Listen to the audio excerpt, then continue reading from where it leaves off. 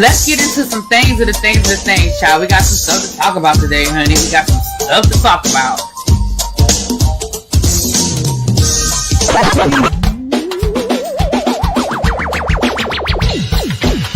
Hit that like button if you are new here. Go ahead and hit that subscribe button. We have a great time over here. You meant what you said when you said it. Really be expected, because I'll be understanding y'all sometimes. And when y'all know when I say y'all, you know I'm talking about y'all. You know I'm talking about y'all. Makes me that all these people that got something to say have been actively involved in the political process in their world. I don't believe it. You ain't gonna convince me. I know y'all love me.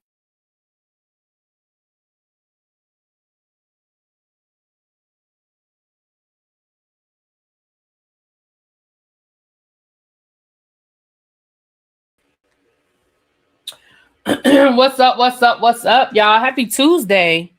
How are you guys doing today? Happy Tuesday. I hope everybody is well. Hope everyone is well. Happy Tuesday to you guys. Come on in. Let me say hi to the people before we get into it. We got some stuff to talk about today. All right, what's up, Chuck? Hey, Rock Chick, Lock Queen, Leslie, what's going on? Universal Goddess, Yolanda Morgan, what's going on? Ravine, Miss Jocelyn, Miss Bathing, Brandon, Alexis, Lovely Anola. What's up, Ravine? I love when you pop up at Busy's house on Whether You Like It or Not. Now you want to know what we was talking about.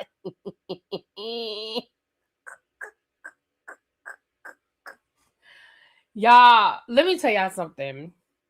Let me finish saying hi. What's up, Quake, Atalia, Diamond Pearl Gem, Universal Goddess? Let me tell y'all something. And this is the real. You got your notification? Okay, good. What's up, girl? What's that tea? Let me tell y'all something. And let me be very, very, very honest with y'all about something. I knew trying to lean over and pick up that earpiece was not a good idea. You know how you think something in your head? For those who don't know what I'm talking about, on the Whether You Like It or Not panel last night, I fell out the chair. So if y'all want to go see something I haven't even gone to look at it. I need to go look at it again. If y'all want to go see something funny, y'all go over to the Whether You Like It or Not panel last night on Scotty's channel. Probably I'll wait till you see me pop up. It happened real soon after I popped up. I knew, like, when the earpiece, it fell out my ear, right? And I saw it over there on the floor. And Busy was talking, so I didn't want to interrupt Busy. But the chair that I was in had wheels on it. And I knew that wasn't a good idea. But I was scared that if I didn't pick it up then, I was going to forget. And I was going to leave it over there. Well, Busy took forever to turn the camera off because he was trying to help me up, right? So to be fair, Busy's first response was, oh shit, let me help her get off the floor. And what happened was I wasn't all the way on the floor yet. Like the chair had tipped over, but I was holding myself up. I couldn't push myself up enough to be straightforward, but I was pushing myself up enough that I wasn't all the way on the floor, right? So that's why I was like, Busy cut the camera off so I can just let myself go and fall all the way on the floor. You know what I'm saying? Yeah. It was hilarious. It was a lot. It was a lot. It was a lot. Well, let's be clear. His reflexes were a little slow because, you know, it was a lot. It was a lot. So yeah, it was fun though. It was fun. It was all good. I couldn't do nothing but laugh. Like I literally couldn't do nothing but laugh. Like I could not stop laughing for a minute. I could not stop laughing for a minute. Oh my gosh, y'all. I still haven't. I need to go back and look at. I have not gone back to look at it. I said I was gonna do it today. I haven't had a chance. I've been running all day. So look, y'all. Let me tell y'all something. Oh, thank you. I'm good. I'm good. But I knew that wasn't a good idea. I looked at that earpiece and I was like, this is not a good idea. But I did it anyway. Ravian, you said you want to know what we was talking about when we kept putting it on mute. Baby, everything. We were talking about a little bit of this. We were talking about Big Brother. He was telling me some other stuff, some work stuff. If we wanted to just say something else about the show, we would, I mean, I couldn't do nothing but laugh. I couldn't do nothing but laugh. Like, what was I going to do? If it had been somebody else, I'd laugh. You know what I'm saying? If that had been Scotty or I'd have laughed. What could I do? I said I done fell off the chair. I don't even remember. I don't remember saying anything. I just remember it happening. But anyway, if y'all want to see something real funny, going over to somebody will probably give y'all the timestamp. I don't have the timestamp, but you go over to the Whether You Like It or Not panel from last night over on Scotty by Nature TV's channel. Just fast forward to when you see me pop up on screen. It happens pretty early on. It happens almost as soon as I get in the room. So we frustrated the hell out of Casino. Why would we frustrating Casino? What up, T? We just getting started. You ain't got to go back, child. Yeah, it was about 30 minutes in. Yeah. So, all right, y'all, let me get into this. Now, listen, y'all been sliding in my DMs, sending me information on Jaquel Pitts, and y'all was like, we need to have an open panel. People were asking to have an open panel. So, listen, if we hit the goal, I'll drop the link. If we hit the goal, I will drop the link.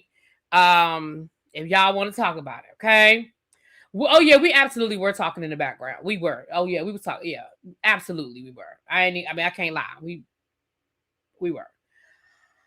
Y'all, let me tell you what I realized yesterday, and then we're gonna get into these stories. What I realized yesterday was I thought I was leaving on Friday for Curacao. Yeah, I'm leaving on Thursday. So, like, I'm losing a whole day that I thought I had time to do other stuff. So today I've been out running errands. When I get off of here, I need to go get my nails done, but I said I'm gonna do my tribe meeting so I can run back out. Run back out because I can't decide where I want to go get my nails done. I do not want to go to the last two places I went. I really don't. So, but every time I try, I don't know. I just been having a hard time with my nail situation. So I got to go get my nails done today. I have the last load of clothes in the wash now of stuff that I want to pack. So once I put those clothes in the dryer, then I can probably pack tomorrow morning. Tomorrow's my cousin's birthday, so we're going out. I'm hoping it's lunch, but it might be dinner. But my plan is to be packed before I walk out the door to go wherever we going to. And then I've scheduled my Uber to come and pick me up at 5:30 Thursday morning. Well, I was going to check anyway, y'all, because I had to schedule my Uber. You know what I mean? And that's how I was like, let me schedule my Uber. And I looked, I said, July 30th. So, yeah, I would have definitely checked because I wasn't driving to the airport. I needed to get an Uber. And because it's so early in the morning, I'm scheduling the Uber. It's at 5:30. I have to be at the airport at 6. So I'm scheduling my Uber for 5:30. So, yeah. Yeah. Oh, no, I ain't missing no flights. Nah, I definitely ain't missing no flights. But I just didn't realize. I don't know. I just thought I thought it was Friday. And I've been kind of dragging my feet on washing my clothes and all that other stuff too, because some of the stuff I want to take, I was like, I need to wash this, I need to wash that. So anyway, so that's my blooper for the week. But I trust and believe I was gonna be on that plane. So, you know.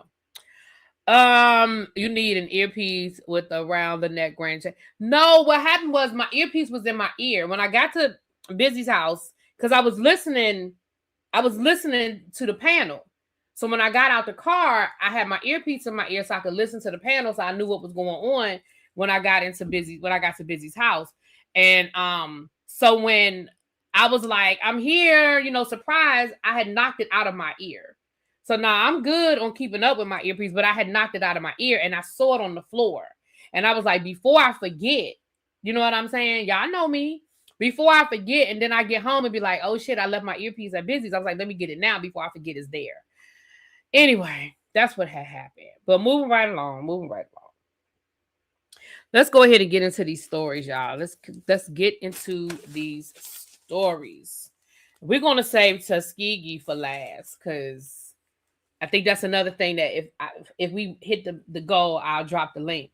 Because I'm sure y'all may have something to say about this Tuskegee situation. So we'll get into that last. Where do we want to start first? Okay. Where do we want to start first? And it is on my to-do list. Y'all, me doing emojis is on my to-do list. I just don't know when I'm gonna get them done, but it is on. Once it's on my to-do list, y'all, I'm pretty good about getting it done once it's on the list. So it is on the list to do emojis for both channels.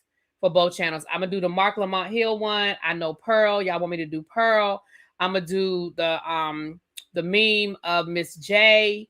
On the review channel, I'm gonna do the different shows that we review and maybe some of the people from the shows. So I'm working on it, y'all. I'm working on it. All right. Let's start with Chris Brown. That's an easy one. So y'all may or may not know that Chris Brown, we were talking about Chris Brown in the tour the other day and all that good stuff. So you guys may or may not know, Chris Brown owes $12.9 million to his former housekeeper, a woman by the name of Maria Avila, who was brutally mauled and disfigured by a 200-pound that's a Caucasian shepherd named Hades at his home in December of 2020. Her sister, who was also her co-worker, was awarded $885,000 for emotional distress. And Oscar, the husband, was awarded $50,000 for loss of consortium, I guess. Let me just give y'all a little bit. The incident, she was attacked while emptying the trash in late 2020, requiring multiple skin grafts and surgeries. Testimony revealed that Brown left the property before paramedics arrived to avoid a media frenzy due to his celebrity status. Brown claimed that the dog belonged to his security team rather than being a personal pet, though the defense's arguments were ultimately rejected by the jury. So I bring this up. Why? Why do I bring this up? Because they're saying now that the money he is making off of this current R&B tour that he's on may be garnished, I guess, to pay this judgment. And so going back to what I was saying about people paying to go see Chris Brown and supporting Chris Brown, you know what? Good for you. Good for everybody that paid the $300, $400, $500, $600, however much them tickets were, child, I don't know, dollars to go see Chris Brown and the meet and greet and the VIP and all those wonderful things that y'all did. Congratulations to you.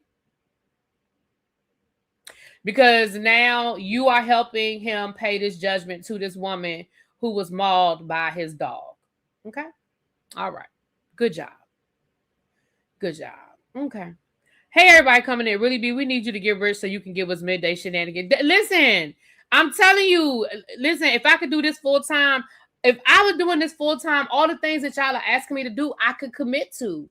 I just can't commit to this because I have so many other things. Oh, y'all, I got to do a members only because I need to vent. I need to vent about some stuff. We need to do a members only. I don't know when I'm going to do it. But, baby, I got to vent about some stuff because I went past my job today to talk to somebody. And I just didn't get some good news. I really need to find a job. Yeah, I need to stop talking about it and be about it. I really do. Because I don't think I can do this. We'll talk in members only. I'll vent in members only. Thank you so much. John Doe Black. Okay. The finger heart. I don't even know what that is, but thank you. Appreciate you. Thank you. He should be responsible, but I still love him as an artist, and I'm going to see him next month. Everybody has a right to do what they want to do, spend their money how they choose to spend their money. You know, there it is. There it is. Everybody has a right. Everybody has a right. All right. Shout out to, let me get it right here. Shout out to Tasha Smith and Michelle Obama. Michelle Obama will be the executive producer of a new movie that's coming to Netflix.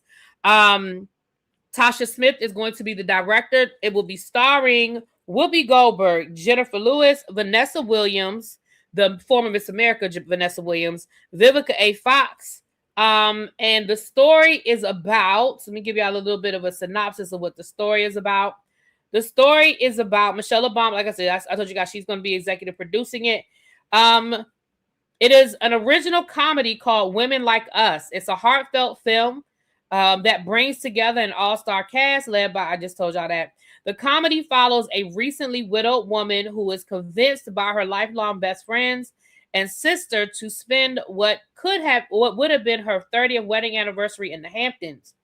What begins as a weekend getaway evolves into an emotional journey of healing, friendship, and self-discovery, reminding the women that it's never too late to pursue dreams. The screenplay was written by Ali Kinney with additional writing from Tracy Oliver. Okay, and then it gets into all of that. Okay, so congratulations. We will definitely be watching that. Well, when I say we, I mean me. Well, and we'll talk about it here, but shout out to them. Y'all know how much I love me some Whoopi, and Jennifer Lewis is like right there. I love her. I love her. Don't give a fuck. Don't care. Say what I want to say. You can't. You know what I mean. I love that about Jennifer Lewis. She said what needs to be said, and fuck your feelings. And I love that. I love it. I love it. So shout out to that. Well, again, I will definitely be watching that.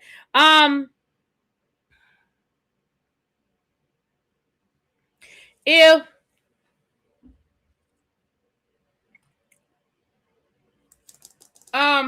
Lord, let me get it out.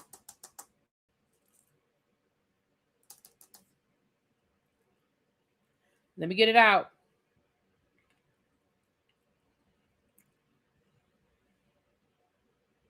Lord, what was I getting ready to say? My Jesus.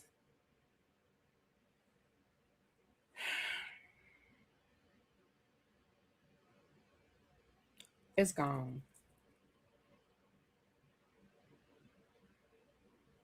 Was it about the movie? Whatever, we're gonna watch the movie. Shit, I don't know what it was. Chuck said I can't separate the actions from the artist. 99% of the time I can't either. I'm not gonna say 100% because there may be some people that I support and maybe they've done something egregious or something like that. But yeah, generally speaking, I know Chris Brown is one of the people that, again, for me, I can't separate it. You know what I mean? Chris Brown and the R. Kellys of the world and that kind of, certainly the Diddy's of the world, that kind of thing. But I'm not gonna, and I can't tell nobody else. We could watch it on Discord, T. We could do that. Oh, Angela and Viola. Oh, yeah. Oh my gosh, that would be a whole situation.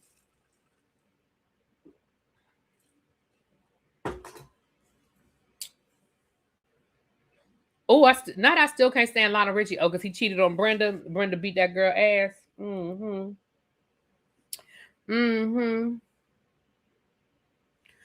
Okay. Wow. Thank you. Gifted 10 memberships. Okay, hold on. I got to see who got these memberships. Thank you so much.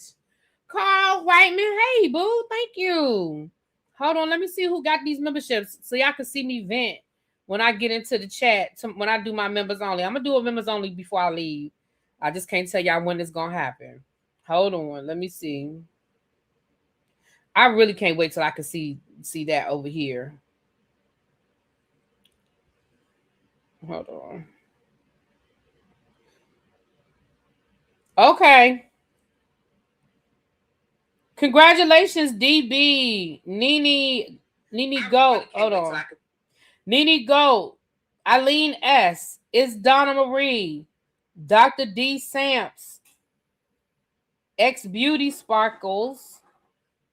Love and Skill. Life with Cricket, Sexy, okay, Sexy Ass 317, KBR, and Yana. Chuck, are you sure you have your gifts turned on? Because I don't understand how you never get one. Are you sure? Yeah, Chuck, you need to check your settings. Congratulations to everybody that got a membership. If you're here, please make sure y'all thank Carl Rainwright. And thank you so much, boo. Oh, KDK. Thank you, KDK. KDK and gifted a membership. Congratulations to, is that No Bias one? Thank you. Chuck, go into your settings and make sure you have it. You have to turn it on that you can receive gifts. Make sure you have it turned on. Make sure you have it turned on. Because it don't make no sense that you ain't never got one. Yeah, you are in here all day, every day. Your gifts are turned on. Yeah, again, I wish I could choose, and that's no shade to the people that get them. I wish I could choose because there are people who are in here all the time who I would definitely say, here, give this person a membership, get it. But that is not an option. But I wish I could. I really wish I could.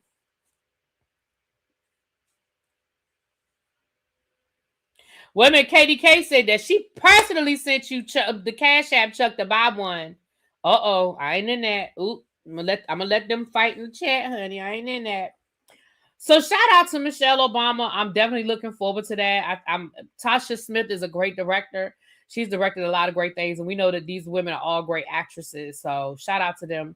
Robin Givens, I don't this may go in the category of shit we didn't ask for. I don't know if y'all care or not, but Robin Givens is set to join the cast of Cross for season 3. I still have not watched season 2 of Cross. Maybe I'll download that and watch it on the plane. Maybe that'll be my because I finished up Bridgerton on this trip. I did not realize I was that far behind on Bridgerton. Remember, y'all got stuck in the last season because I didn't like the whole Penelope storyline. I really didn't. It ended well. I mean, I didn't see the ending coming. It definitely gave me a different twist, but I got frustrated because I thought I knew where it was going and I didn't like the direction it was going in, so I stopped watching. So I didn't watch the whole last season of Bridgerton. So I watched basically the whole season of Bridgerton. On the plane on my trip. I watched season 1 across. I haven't watched season 2. Yeah. So maybe I'll download. See, I did download The Polygamist, so maybe I'll finally watch that. I never got around to that on the plane. Like I said, I watched Bridgerton, and when I wasn't watching Bridgerton, I was asleep. So maybe I'll watch The Polygamist and I'll download Cross. Because I'm gonna plug up my devices today. So maybe I'll download that. Okay. Cassie has a little bit of a win in court, you know. Cassie has a little bit of a win in court.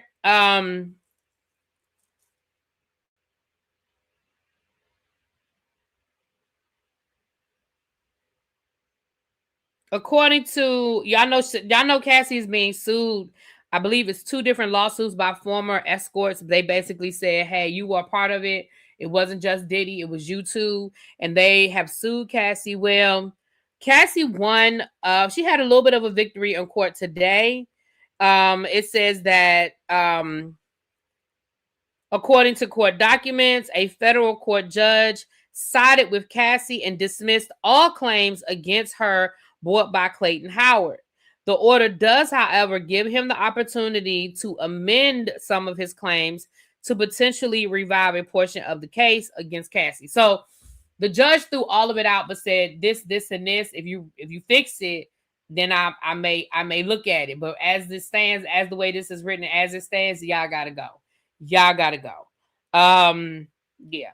I like the way it ended, Tam. I do, but I just got stuck in it and I lost interest. I was like, but I do like the way it ended. And I like the last season, the whole Cinderella story. Like I mean, after like the second episode, I knew where it was going.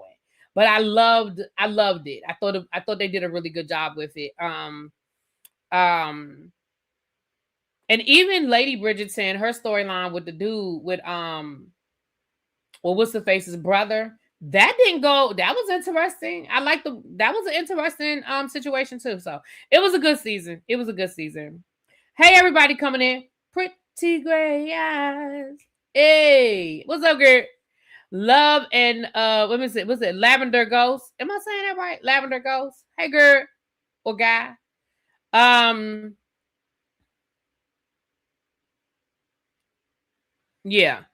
So there's that. Yeah. So there's that. Okay. So shout out to Cassie for that. Let's get into a little bit of this Bravo news, and then we're gonna get into some of these more serious storylines. We have an update on the David case. We have Bimini, Eric Bimini situation. Um, Nolan Wells is a lot. And then the Tuskegee conversation. So let me get into this. Let's get this Bravo stuff out of the way. Baby, PK and Dorit are still fighting. Okay, PK and Dorit are still fighting. Um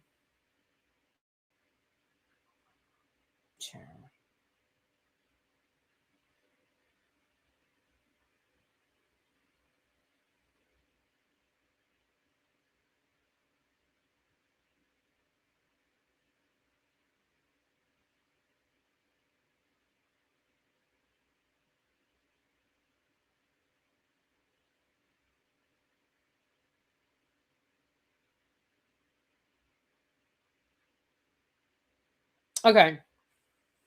So they are still fighting over this house. They are still in court. Now Dorit has responded to what PK said, and basically Dorit said PK is out here spending money all willy-nilly instead of taking care of his family. He agreed to pay the mortgage, and he needs to just go ahead and do it. Let me read y'all according to TMZ what the people didn't say it. Okay. Dorit Kemsley claims that her estranged husband, PK, is refusing to pay the mortgage on the home where she lives with her children, and she is asking a judge to shut down his manufactured emergency. Dorit's powerhouse attorney, Samantha Spector, filed a bombshell court doc denying PK's claims that she has been spending big on designer clothes while ignoring mortgage payments. The reality star said PK is the one who failed to pay the bills after promising to do so. She said PK moved out of their marital home in May of 2024 and agreed to pay the mortgage and other expenses in lieu of paying formal child support. Ooh, PK. She said that she only learned the mortgage wasn't being paid when foreclosure notices started coming in. I don't think I agree with that, Dorit. Girl, they've been told you that your house was in foreclosure. You tried to say it was in pre-foreclosure. Girl, no. Anyway, Dorit believes that PK earns $2 million a year with other sources of revenue outside of the United States, and he has over $400,000 in the bank. She said the law was never intended to permit the slate of hand that PK is weaponizing to render his wife and children homeless. Dorit wants PK's request for a home to be sold denied. So PK wants to sell the house and get something cheaper. She doesn't want to sell the house. Okay. Dorit labels PK a runaway spender, despite his claims that she's the one spending like crazy, and now seeks to render their children homeless. In her docs, Dorit said PK outspent her on personal expenses, pointing to the $750,000 he recently spent over the course of several months. She said he dropped $360,000 on travel, $55,000 on clothing, including Hermes and other luxury stores, $75,000 on meals and dining, and $160,000 in Venmo and Zelle payments to third parties, and $103,000 in cash withdrawals. What in the fuck are y'all doing?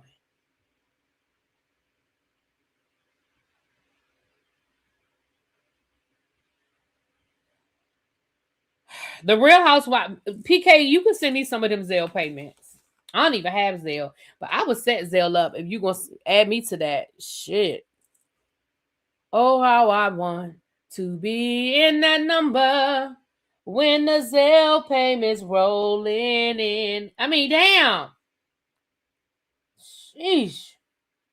The Real Housewives of Beverly Hills star asked the court to deny PK's request to immediately sell the home. She said PK should use his money to make payments to get the mortgage current so she and her kids don't have to move. Dorit is asking the court to award her $21,000 per month in child support. and $22,000 per month in spousal support. And she wants $347,000 in retroactive support payments.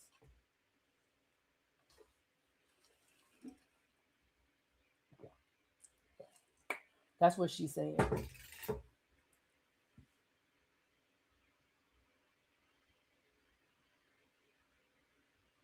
Well, if they're going through a divorce, the attorneys can get that. The attorneys get the court get their bank statements. That's how they get that information.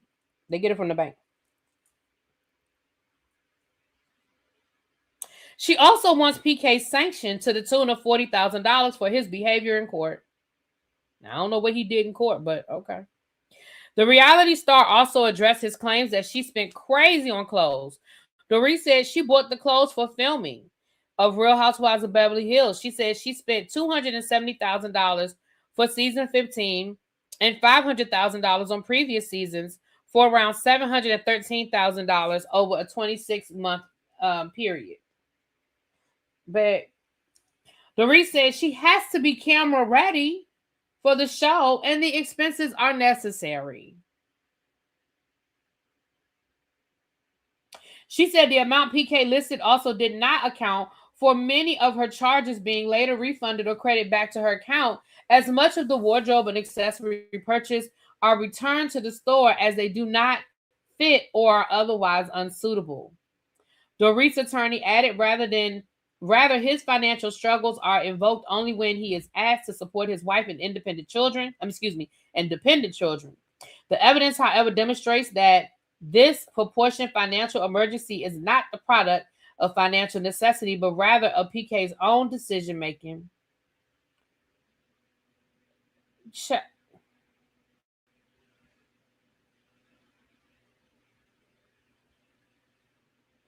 First of all, this paragraph that says that you take a lot of that stuff back, that actually goes back to a lot of the storylines that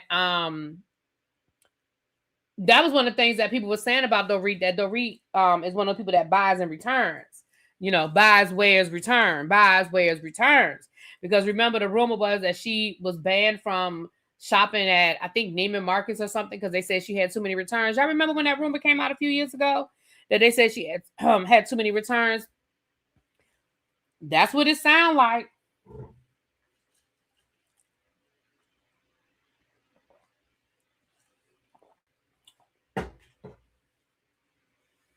Moving right along. Now let's slide over here to the Real Housewives. To Married to Medicine. They say that it looked like Sweet Tea and Dr. Gregory might be done, because they said that she has removed him from all of her social media and that both of them have unfollowed each other. Now, let me say this.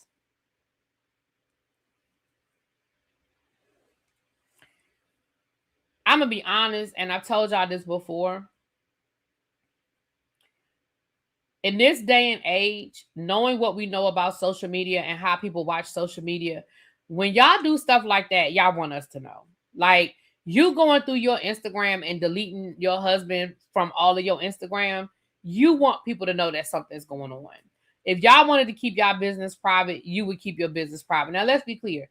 You have a right to do with your social media whatever you want to do with your social media. You have a right to delete people, remove people, and all of the things. But if you don't want people speculating about what's going on until you make an announcement, just keep that shit, just keep it what it is. But when y'all do stuff like that, what that says to me is you want us to talk about it, you want us to know. Now, to be fair, I don't think it's too many people that's surprised.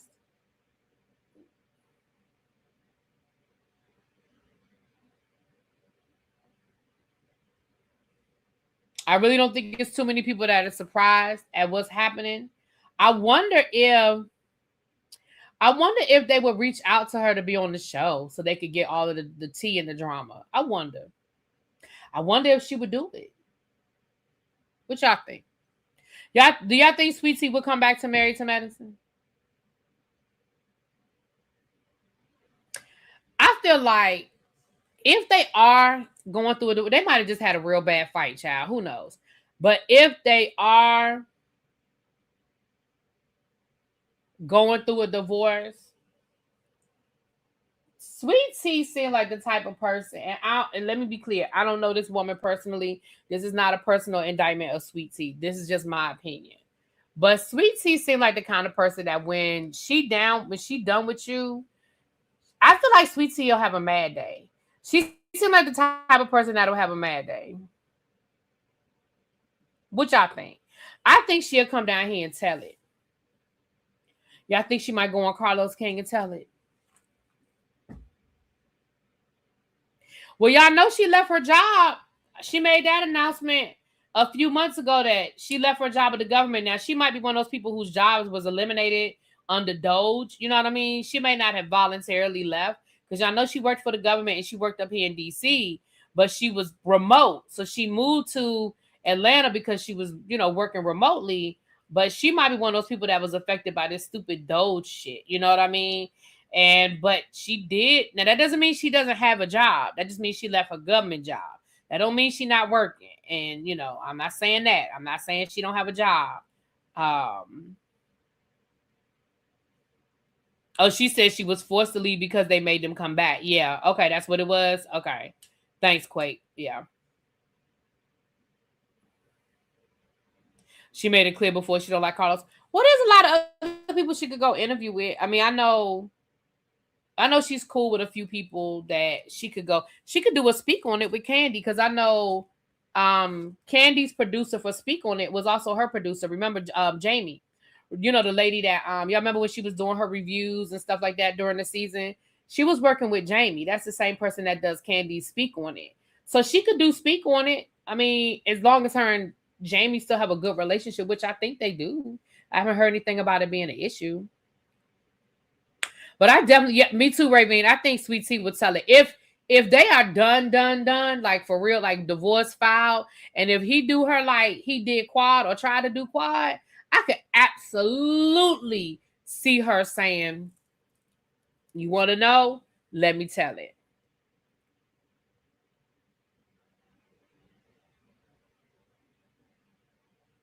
Fulton County would tell us soon enough. You're right. You're right about that. Scotty, right. Scotty still has a good relationship with her. He sure does. He sure does. So it'll be interesting. It'll be interesting. Now let's hop on over here to the Real Housewives of Atlanta, and then we're gonna get into some other stuff. Let's hop over here to the Real Housewives of Atlanta. Let me tell y'all something.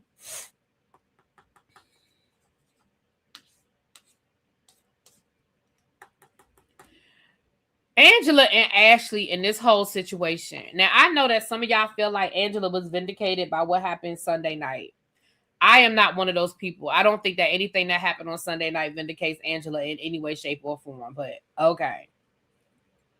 Okay. Y'all, some of y'all really was bending over backwards into a pretzel and trying to say that Angela was vindicated. Okay, whatever. I'm not one of those people that feels like Angela was vindicated. Okay.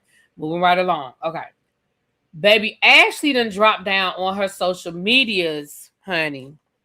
And Ashley done told the people, hold on, let me get to it, honey. Let me get to my screenshot, honey.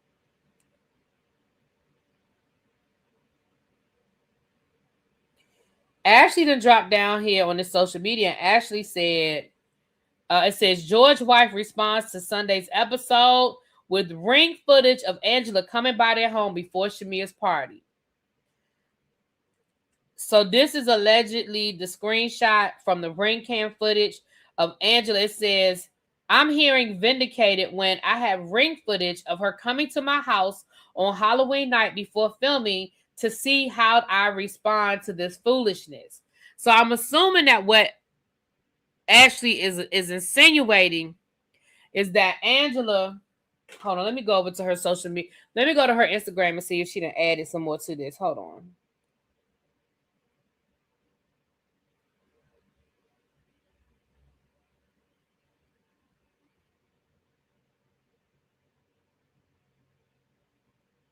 Hold on, what this lady name? Ashley Byram.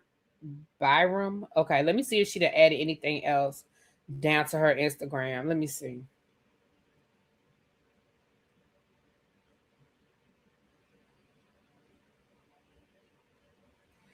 Ashley by Rum.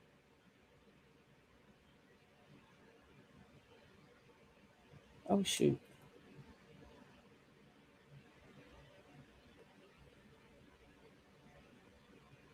I guess this is her right here. Hold on. Let me make sure this is her.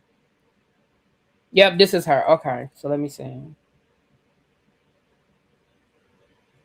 All right, let's see if she added anything else.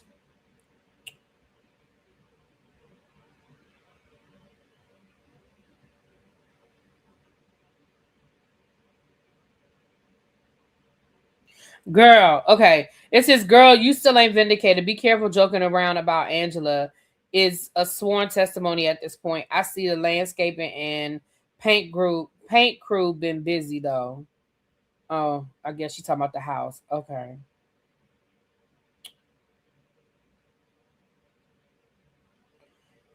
She said them edits make y'all forget about real life. So this is the hold on, this is the ring cam footage.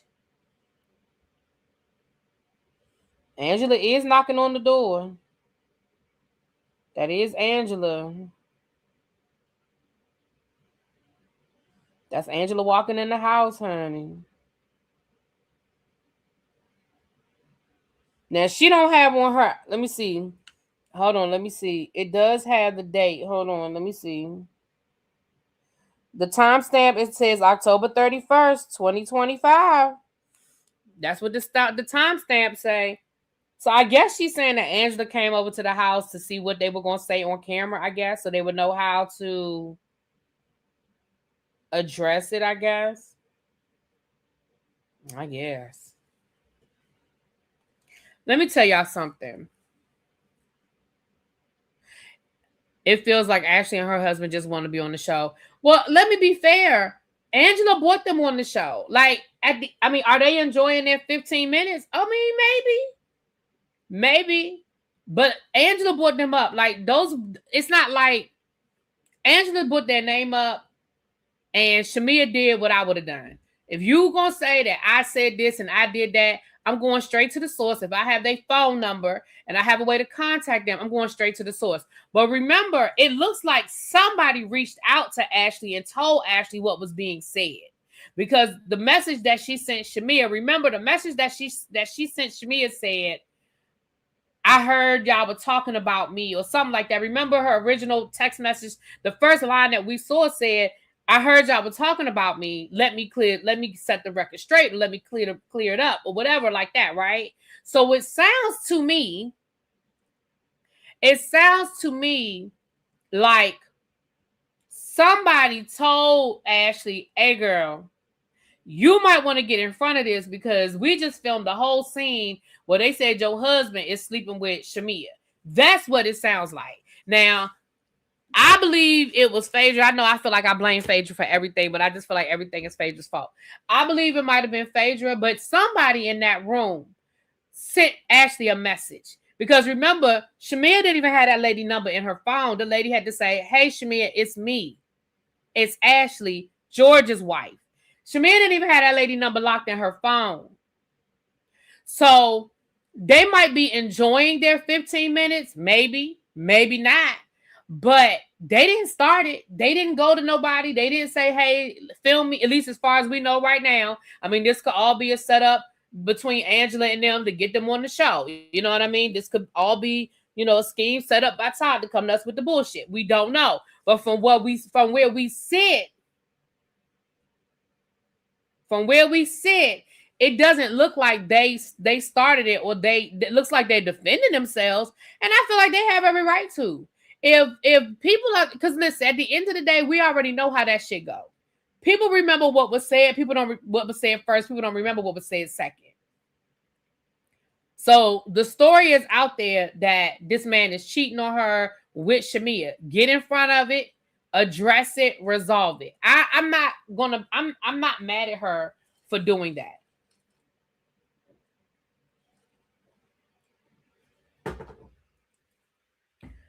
And for Angela to go over that woman's house, that means that Angela must know she was going to film. Angela knew she was coming to that party. which is why Angela was on go and kept talking over everybody and kept trying to change the narrative. But what did I say? That's not what I said. I just asked the question. But we all know what the insinuation is. We all know what the insinuation is. And somebody in the chat, I don't know if it was last night or in my chat Sunday night, was like, but all she did was ask a question. What's the big deal about asking a question? Because the insinuation, when you ask somebody a question like that, that insinuation is deeper. And let's be clear, Shamia answered the question. People just didn't like Shamia's answer. Shamia said, no, I didn't sleep with that man. What are you talking about? Shamia said it. She said it a million times. But people act like they didn't hear Shamia say, no, I never slept with that man. No, I haven't slept with that man. No, I'm not sleeping. Like, people act like they didn't hear her answer. She did answer the question. But that's not the problem. The problem is, why would you even bring it up? Like, it came out of nowhere. Like, out of nowhere, Angela was like, are you sleeping with George? What?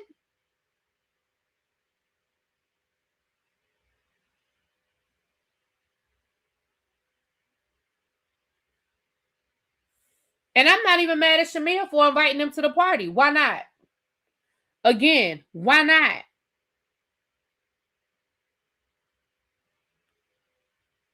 It happened on camera. Let's clear it up on camera.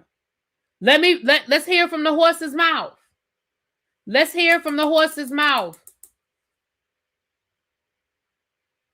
It does. I think it does matter, Atalia, because again, words mean things. And again, I'm not saying this is the worst thing that's ever happened on the Real Housewives at all.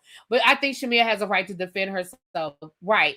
Angela has been saying that she's sleeping with everybody, but the flip side of that is she has a right, in my opinion, she has a right to defend herself and say, y'all know this is some bullshit.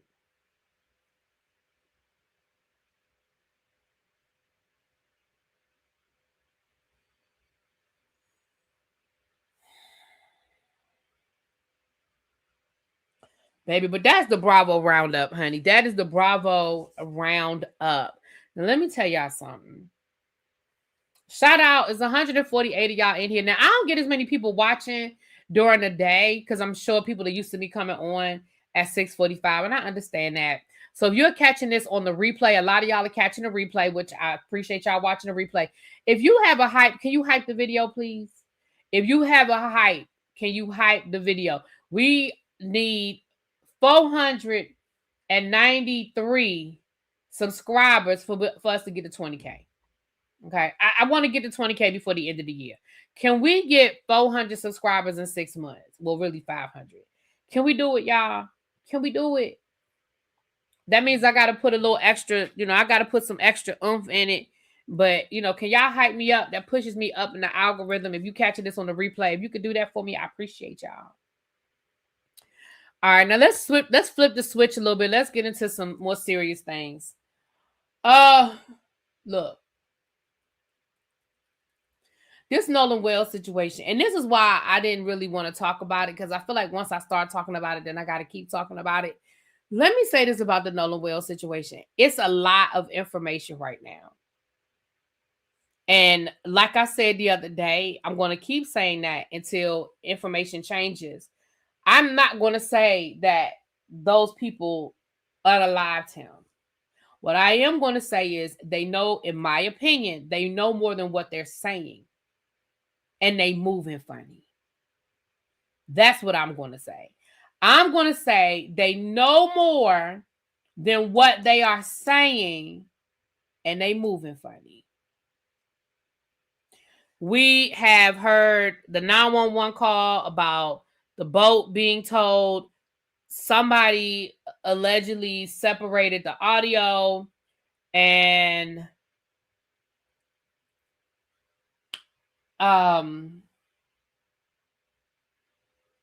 allegedly you can hear them saying he's dead and calling his name and things like that. I say allegedly until it's verified by some sort of expert. I mean, online is online. All kinds of things can be manipulated and said. Until it's official from official channels, I don't know. I mean, if the audio is real, it is very damning. If the audio is real, it is absolutely damning. But the reality is we just don't know. We know what is being played online. Oh, you said no. I'm saying we know Angela has been accusing her of sleeping with everyone. So Angela playing work at. Oh, I got you, boo. I got you. Then we found out that there are witnesses that say, hey, they saw him on Horn Island after the boat left, allegedly. Then I've heard that the 911 call where people are like, oh, they don't even sound like they're panicked. Well, when I heard the call, they did sound like they were panicked to me.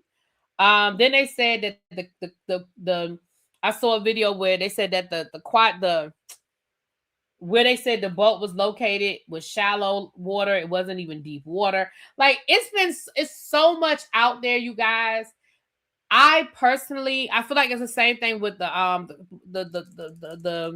what's that young man's name? Carmelo. I feel like I just want to wait. I want to sit down and I really want to wait.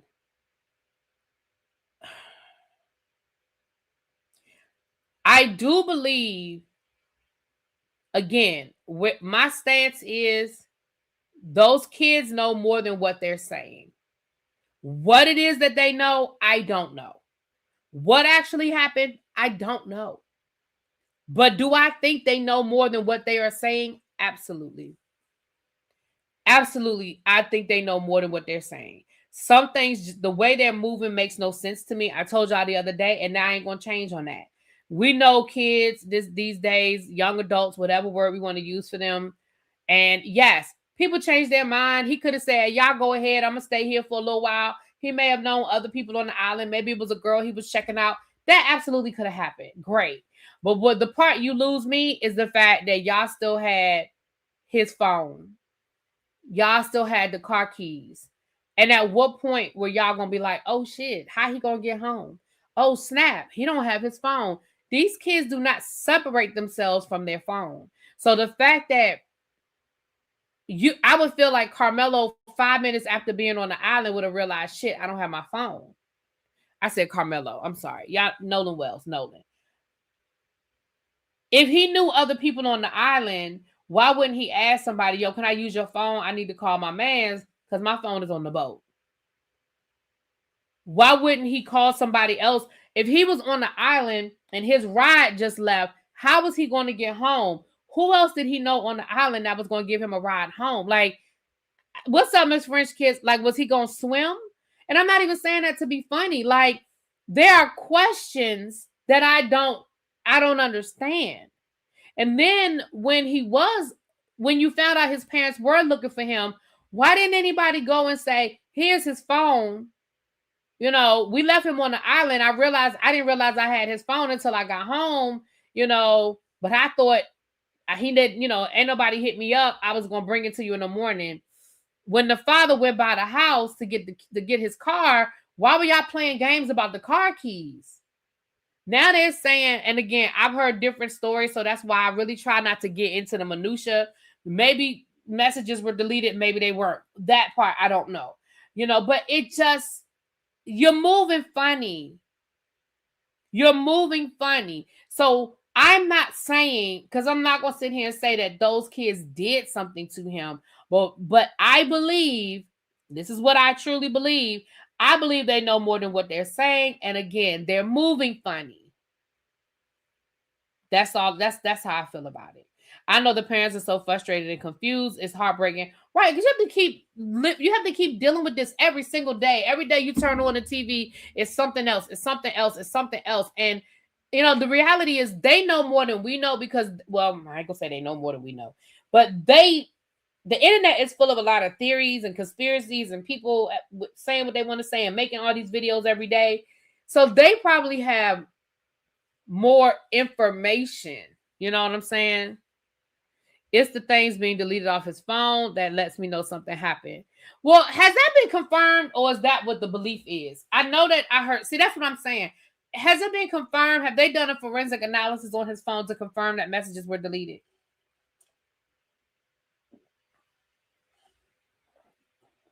Young men, what am I calling them? I thought I called them young adults, but if I didn't, they're young men.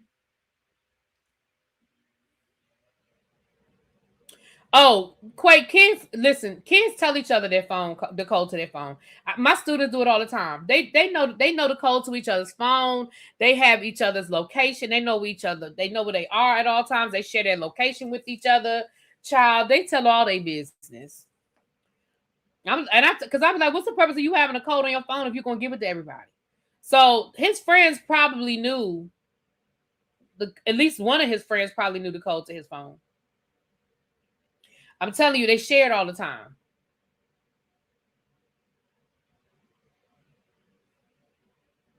Oh, I keep calling them boys. Okay, young men. No, I didn't. Baby, I know you weren't trying to be rude. Absolutely not. I didn't take it that way. His mother confirmed the phone was face recognition. Well, that's like with me. I have face recognition on my phone, but I also have a code. I can do either one.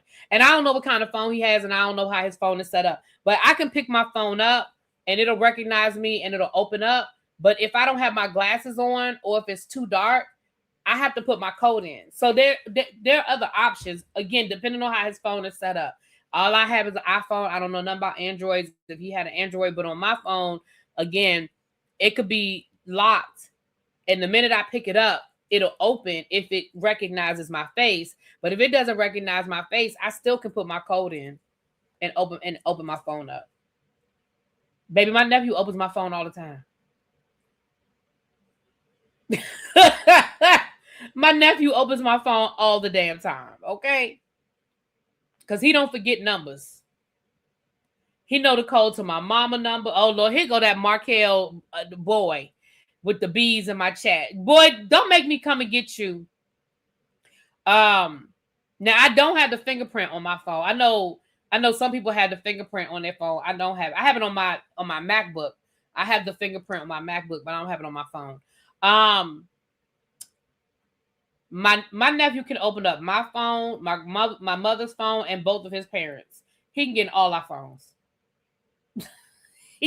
When my mother got sick that time, I don't know if y'all remember. It's maybe about 2 years ago now, when my mom she got sick and we had to call the ambulance and stuff for her. She was on her way to the hospital, but she had left her phone, and we couldn't remember the codes of her phone. And my sister asked my nephew what the code was, and he was younger than, like I said, that was a couple of years ago. So he was like maybe 5 or 6 then. So he couldn't remember it like AB, like 1, 2, 3, 4. But my sister held up the phone to him and was like, put grandma's code in. And he was like, and it opened right up. So he couldn't remember the number to tell us the number, but he absolutely could put the number. He knew to put it in. He knew what to put in. So yeah, again, I where I stand on it is I definitely feel like something happened. I mean, well, we know something happened. But I think those kids know more. I'm sorry, I just called them kids again. I think those young men know more. Absolutely, I believe they do. And I'm gonna tell you, the one that's gonna get them in trouble is the one that's out here doing interviews and shit. He the one that's gonna get them in trouble. Cause see, the one smart thing that the majority of them are doing is shutting the fuck up. But that one right there, he gonna be the one. He can't. There's no reason why he's doing interviews. There's no reason why he's saying anything. Absolutely none. He should not be saying anything. There's no reason for him to be. Now, let's be clear. I want him to keep talking. Please keep talking. But there's no reason why he should be. And he gonna be the one. Because sometimes you're saying stuff that you don't even realize you're telling on yourself. Because you're talking. I was looking at one of my true crime stories. Yesterday, and it was snapped. It was a snapped episode, the one from Sunday, where the guy, he was a police officer, and his family found his body, and it was staged to look like he took himself out. The scene was staged, and they soon realized, because both of his parents he was a cop, but his father was a cop and so was his sister. And as soon as they went, they knew, they were like, because the right hand, left hand, like they figured out. And so of course then the police were like, oh yeah, nah. Well, his ex-girlfriend, the one who actually had done it, she sent a text talking about, oh my goodness, I heard about, I don't know the man, I don't remember his name, let's call him Bill. I heard about Bill. I heard he was shot in the head. Is everything okay? And that's what made her a suspect. You know why? Because they hadn't said what happened to him. They said he was dead, but they didn't say what happened. It wasn't public yet. They were like, how she know he was shot in the head? We didn't say how he died.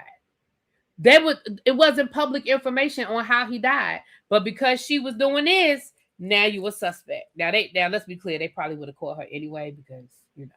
But that's what made her the suspect. So keep talking. Do all the interviews you want to do.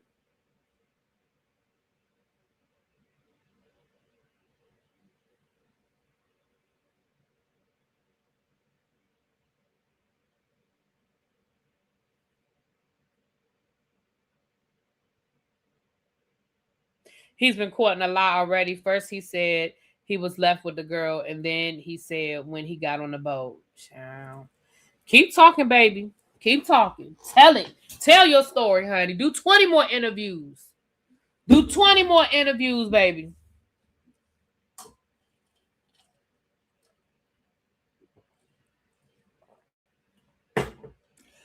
All right, so that's my 2 cents on the Warren. On the Nolan. I said Warren. See, I got me calling that boy, no Warren.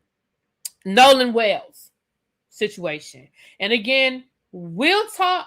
The more that comes out from legitimate sources, we will talk about it. Y'all know we're gonna be following this case. I mean, unfortunately, you know, it ain't going nowhere, in my opinion. It's not going anywhere. So we'll be following the case, you know.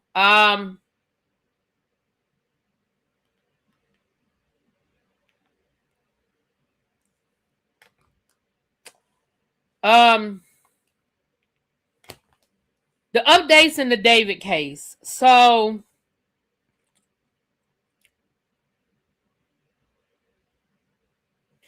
the judge decided that there's enough evidence for this to go forward. So David will stand trial for the unaliving of Celeste Rivera. I don't think that was a shock to anybody. I think you would have to be a fool to not think that this case was going to go to trial. I mean, you would have to be living in so I think we all kind of knew that was the direction that this was going in. The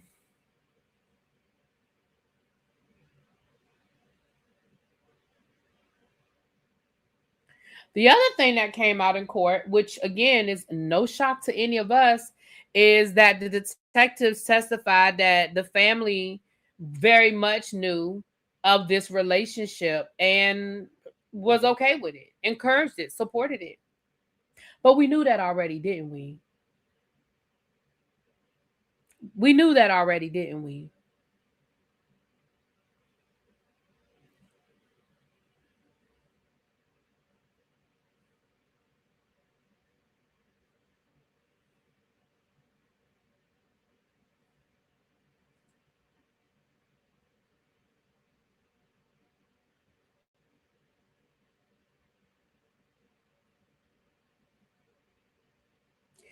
They also said that there were text messages from Rivera's to David the day before she went missing, which she was threatening to unalive him, and she was threatening to ruin his career because she found out that he was messing with another girl, and basically she was threatening to tell the world that they were in a relationship, a whole underage, situation.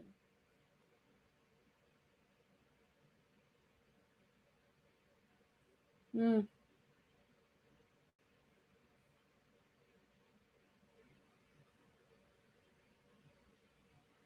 Oh, it absolutely doesn't justify anything. Let's be clear. The parents being bad ain't shit parents, which is what I'm gonna call them, absolutely does not justify anything. Absolutely not. Absolutely not. Absolutely not. But what I will say is maybe, just maybe, because again, we don't know the whole story, but maybe, just maybe, if they had been a little bit more vigilant in her life, maybe she would still be here. Maybe.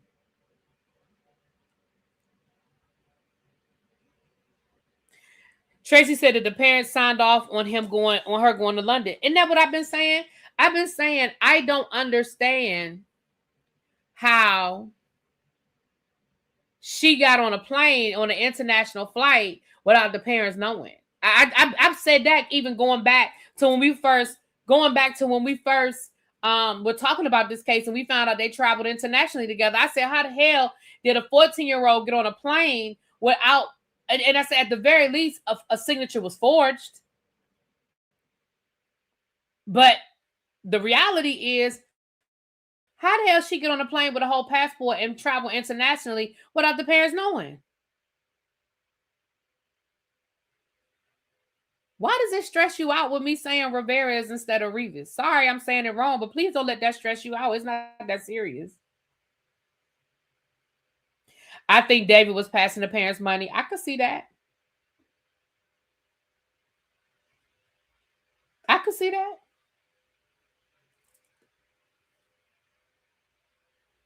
I could see that. And I'm gonna be honest, because of the brutality of what happened to her, I feel like the police aren't going to go after the parents. But I think they probably should. Especially if there are other children in that house. Are there other minors in that home? I think they should go after the parents. I absolutely believe they should go after the parents. In my opinion.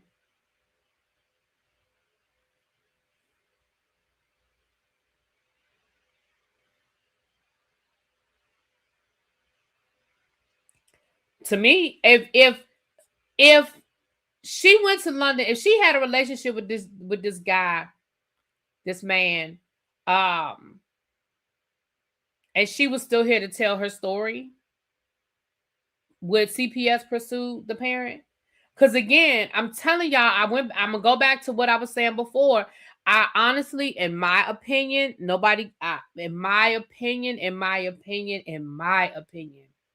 I honestly think the only reason why they reported that girl missing is because of school.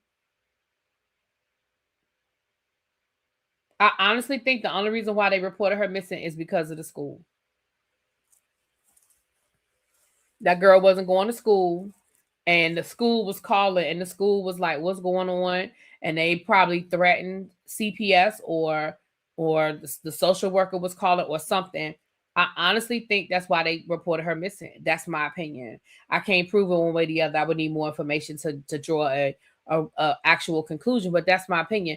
Knowing how the schools work, understanding that girl was back and forth running away. Like, she ran away multiple times. So what made this time different that the parents would decide to report her as a missing person? I think because of school. Or did the money stop? Maybe the money stopped. Maybe.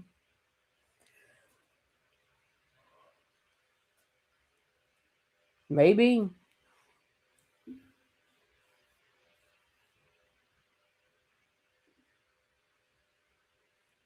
But that's the update. We'll come back around to this when the actual trial starts. We'll come back around when the actual trial starts. Some sad news coming out of the NFL. Let's get into it. Eric Bimini, he used to coach here in for the Washington team. He now works at Kansas City. But what happened? Let's start with yesterday, and then we'll kind of give us updates. Hold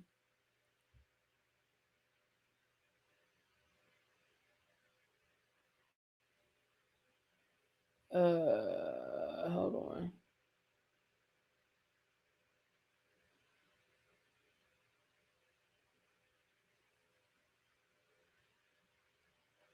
Hold on, y'all.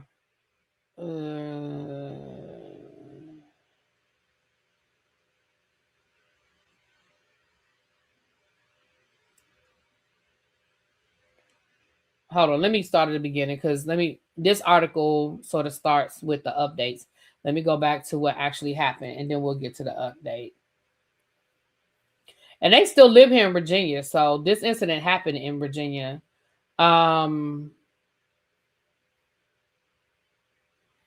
Hold on.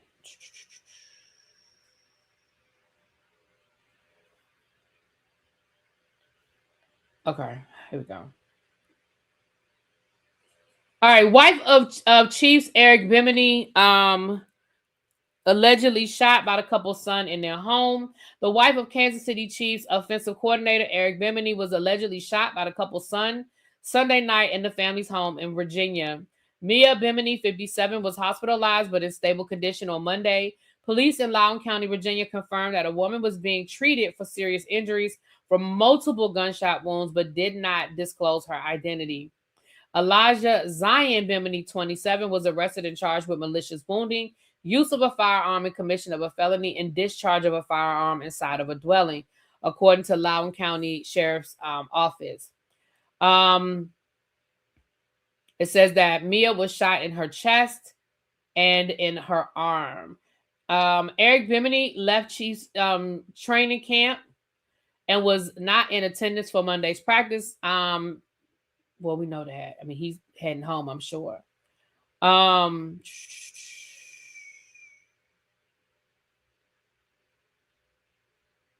So I guess him and his family stayed in the Virginia area after he left the Washington team. All right, so here's a little bit of an update. Let me guys read you this update.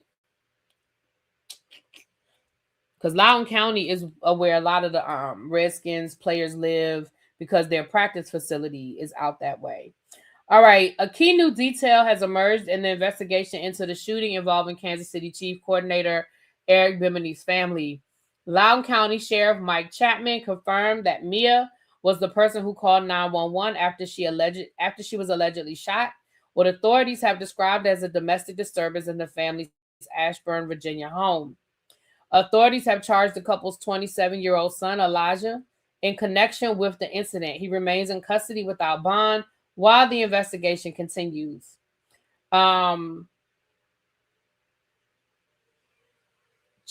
was the alleged victim, contacted emergency responders herself after she was shot multiple times.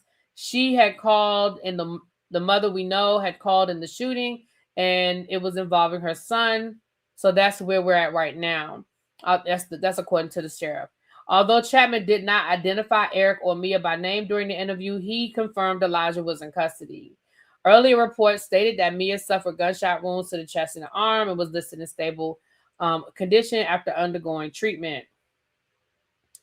Chapman also said that investigators have not identified any previous incidents at the family's residence. I am not aware of any, but we're going to conduct that research, he said, when asked whether deputies had previously responded to the home or whether Elijah had prior arrests. The sheriff said detectives are continuing to piece together what led to the shooting. We have to go through the entire investigation to find out exactly where everybody was and what everybody did and what prompted it, how it all transpired, but we are investigating right now.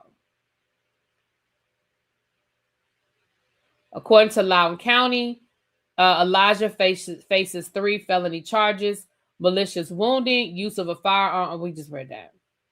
He's being held without bond.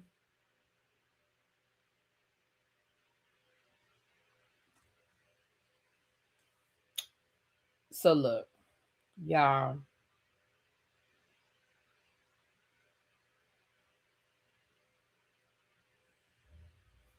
Look.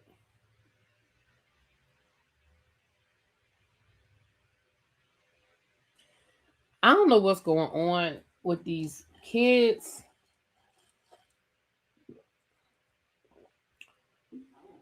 I don't know. I mean, I don't know anything about this family, so I'm in no way, shape, or form indicting anybody. I'm not. So let me be clear. But I don't know what is going on with these kids. I mean, as an educator who deals with the kids all day long, I know what I see. I mean, none of it justifies you trying to take your own parents out. Maybe this child is dealing with mental health issues. Maybe he's dealing with substance abuse issues. I don't know. I don't know. It might be they were arguing about money. It may very well be that. That's just I'm glad she's okay. Well, when I say okay, in stable condition, she ain't okay, but I'm glad that I'm glad this didn't take her out or more serious injuries. But we this is so sad. So sad. Terrence said it seems like a mental health issue compounded by substance abuse. Yeah. Yeah. Yeah. Oh, wow. Okay. All right, you guys, we're getting ready to get into this Tuskegee conversation.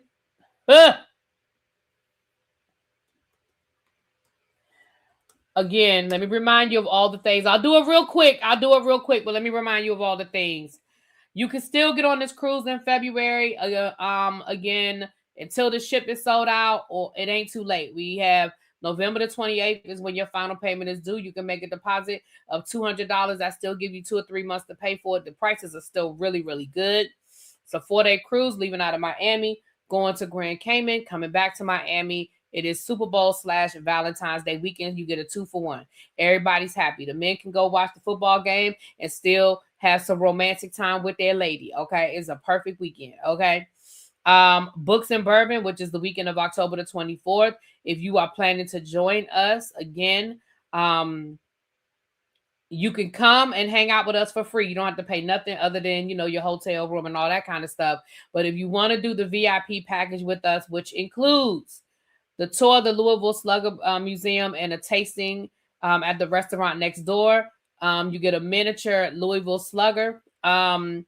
Saturday, the actual book festival. And then Saturday evening, we're going to be going to, afternoon, we're going to be going to Bro Brothers, which is a Black-owned distillery. And then we'll be probably going to dinner somewhere. Again, nothing real fancy. We ain't trying to do no, white cloth in your lap fancy type of thing. We just want to fellowship and hang out and be able to talk and have a good time. The hotel has last year, Friday night, we hung out in the lobby. We ordered from the restaurant, at the hotel, and we ate in when I say lobby, it's really it's like a restaurant setting, but it's in the lobby area. They had tables that were long enough. I think we sat at 2 of the tables, and there was enough space for us to stretch out among the 2 tables, and we were able to talk and laugh and joke, and the bar was open and we had food.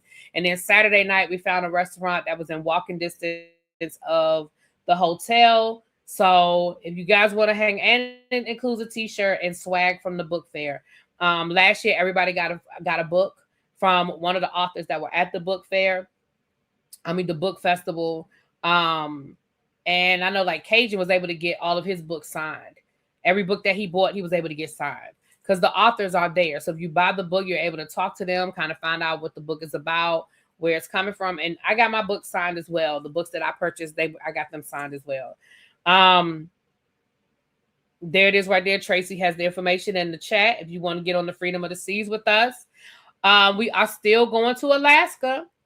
That is August. That's almost a year from now, August of 2027. That's a 7-day cruise leaving out of Seattle, Washington. For those of you that have already booked the cruise, I will have the hotel information by the end of August. Where the hotel that I'm going to be staying at and Cruise is going to be staying at. Again, you are free to stay at whatever hotel you want to stay at. If the hotel we pick does not meet your liking, if you have rewards points at a different location and you want to stay at a different location, by all means, stay where you're comfortable. But I'm just letting you guys know where I'm going to be. So there's that. And a lot of the hotels do have the shuttles to the dock for the cruise, just like in Miami. So a lot of the hotels have the shuttle there. So we'll have that information for you guys at the end of August.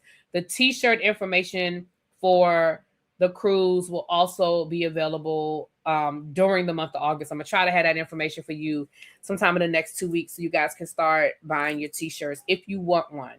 If you would like a t-shirt, you can purchase your t-shirt if you would like one.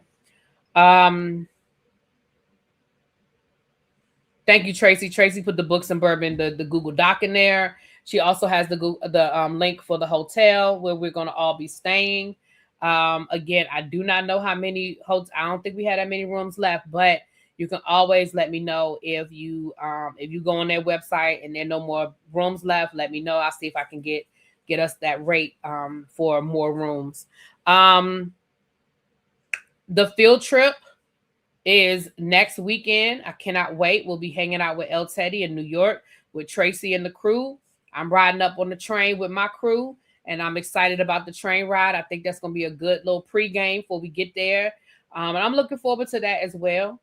So, yeah, we got some stuff coming up, you guys. Now, let's get into this Tuskegee situation. There's the link for the Alaska cruise. Thank you, Tracy. I appreciate you, baby. Appreciate you. And if you want all of this information is in the Discord. Now, I'm going to be honest, I ain't in the Discord a lot. But all of this information is in the Discord.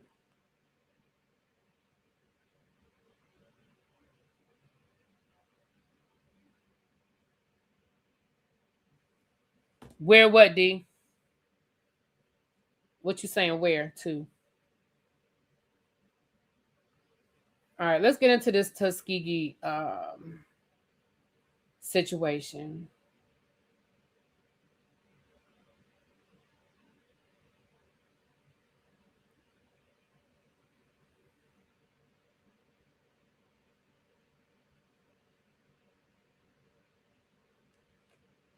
So Tuskegee has announced a new dress code for students coming into Tuskegee for this school year.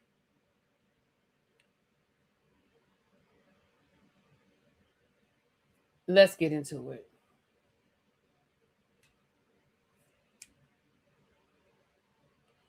The HBCU is tightening its attendance and okay, hold on. Tuskegee University's new dress code bans bonnets, do-rags, and bedroom shoes in class. The HBCU is also tightening its attendance and cell phone policy as part of a broader push to prepare students for life after graduation. Students will be expected to put down their phones, show up for class, and leave certain casual clothing in their dorm rooms under a new set of campus policies. In a message addressed to parents of incoming students, Tuskegee President Dr. Mark A. Brown announced new expectations governing student attire, attendance, and cell phone use ahead of the upcoming academic year. The Alabama HBCU dress code prohibits students from wearing revealing clothing in classrooms, dining areas, and official university settings, including convocation. Bedroom shoes, bonnets, and do-rags will also be prohibited in classrooms and the university cafeteria. Students attending business meetings and other professional events will be expected to wear business suits and appropriate shoes. Brown said the changes are not intended to prevent students from enjoying their college experience. Instead, he presented the policies as part of Tuskegee's responsibility to prepare its students for professional environments after graduation. The goal here is not meant to restrict students from enjoying the Tuskegee experience, but to prepare them with a solid foundation for the workforce that they will enter once they leave Tuskegee. The new dress requirements could revive a familiar conversation within Black communities about respectability, professionalism, and the role HBCUs should play in shaping how students present themselves. For generation, okay, then it goes on to talk about the role of HBCUs and so forth and so on.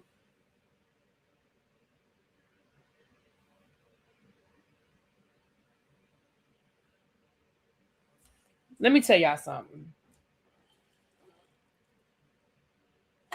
Ooh.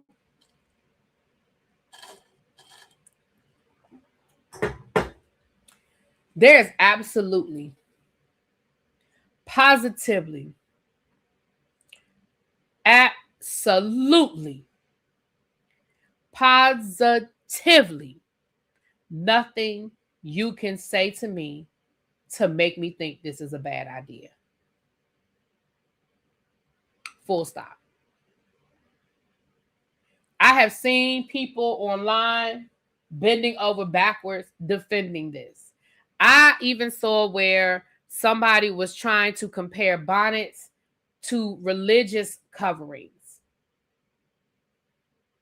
They actually showed a picture of women that have their hair covered, the Amish, Jewish women who have their hair covered for religious purposes, comparing that to a bonnet or a do-rag.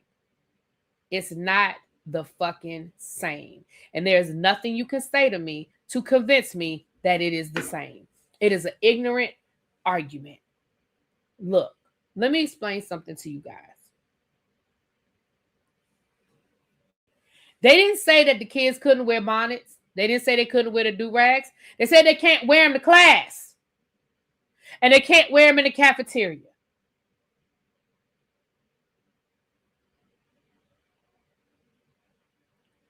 I'm trying to understand what the problem is with that.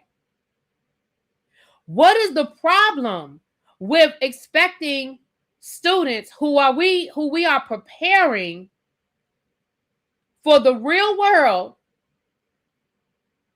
to come to class prepared to learn? I don't understand the problem. I was speaking with a professor at Bowie, and she said she was having the same problem with her classes at Bowie, where she's literally stopping kids at the door like, oh, absolutely not. You're not coming in my classroom like that.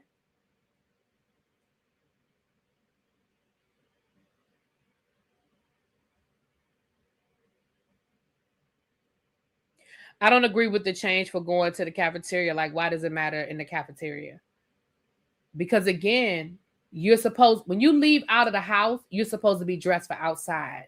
Wearing your pajamas and your slippers into the cafeteria, to me, I don't want to see it in my cafeteria.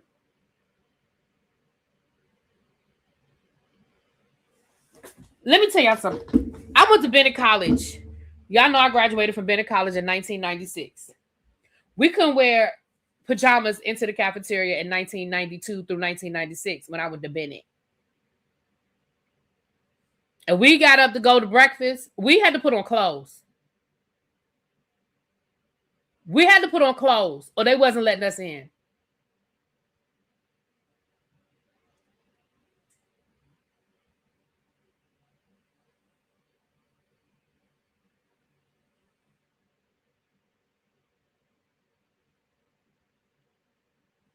It is nasty. I agree. I think wearing slippers and your pajamas, I think it's nasty. Listen, that's me, y'all. So I don't have a problem with none of it. I don't have a problem with none of it. When I went to Bennett, we had to have a white dress, a black dress, a black pair of shoes, and a white pair of shoes. Because we were expected, we had at Bennett, we had something called ACEs. We had something called ACEs. It was on Tuesdays and Thursdays.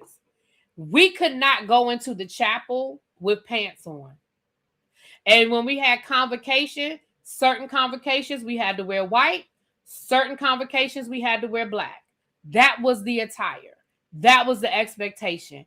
And you supposed to wear stockings. Now, I ain't going to tell y'all no lie. I did bend that rule. I bent that rule a lot. I bent that rule. Me and stockings.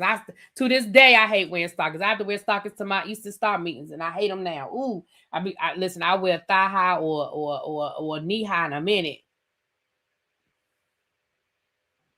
A thigh high and a knee high in a minute. But we had to dress for chapel. We could not go into the chapel with pants on. They would stop us. You can't come in.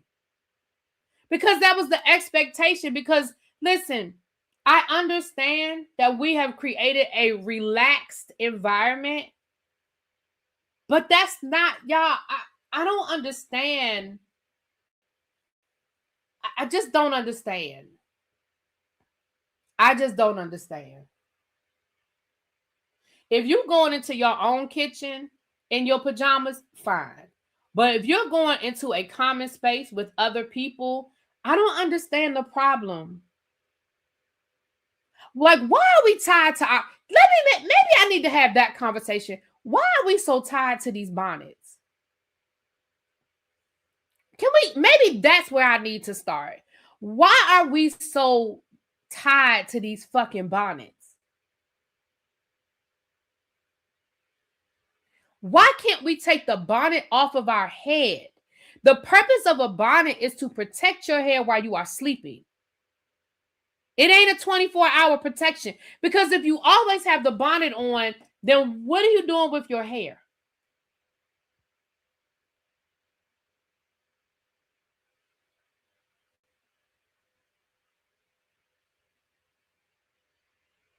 That's what maybe y'all can explain that to me. Can y'all explain to me why we so fucking married to these bonnets?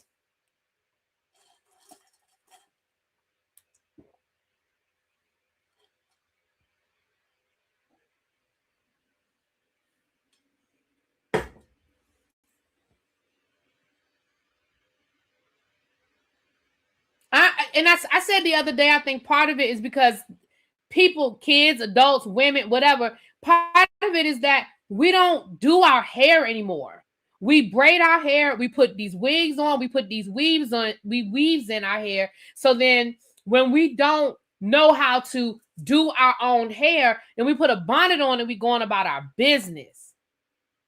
And I think that's and y'all, I know I'm gonna make some people mad, but I think that's lazy as fuck.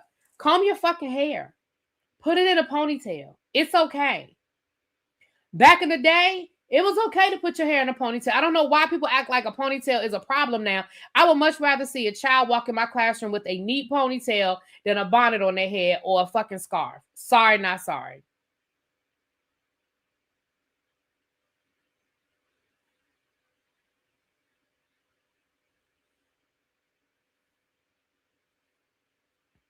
Pajamas are not outside attire. Why are you going into a public space in your fucking pajamas? I told y'all the other day, if I see somebody in pajamas in the middle of the day, I think they ain't washed their ass. Me either, Nikita. Me either.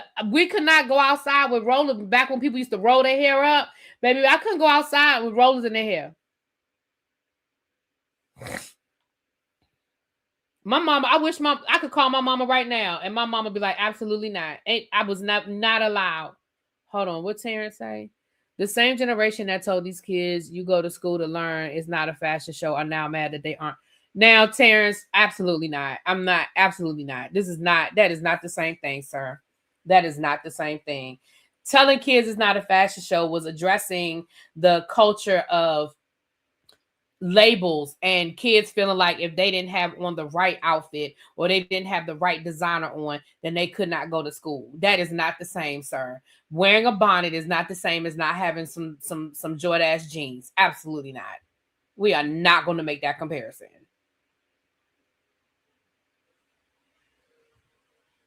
Walking into somebody's classroom in pajamas and a bonnet is disrespectful as fuck on a college campus. I'm sorry. You can't brush your teeth, slide on some sweatpants and a t-shirt and put on a bra. That's disrespectful as fuck to me. I'm sorry. And I'm not, I mean, if y'all want me to drop the link, I even though we didn't meet the goal, I drop the link because there's nothing y'all can tell me to make me understand this. And I don't understand why we have a problem in a institute of higher learning holding our kids to a fucking standard. And they didn't say they banning it from campus. They saying you can't go into these two places.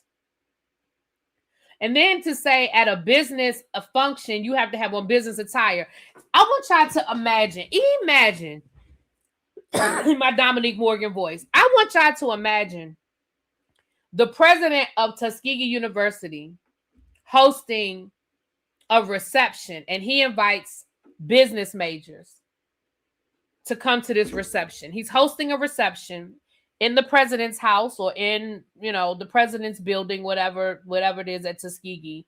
And he invites donors and the board and local business people to this function. And these kids show up in slippers.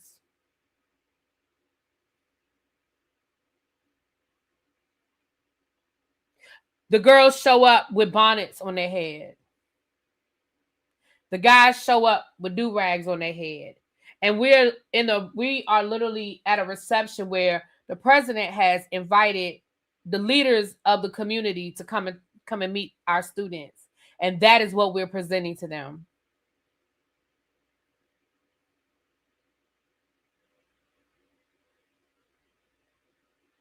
The fact that they had to make a rule to tell these kids that when you're coming to a professional function, you have to dress professionally tells me it's a problem. Because the reality is, if they were showing up appropriately, they wouldn't need to make the rule.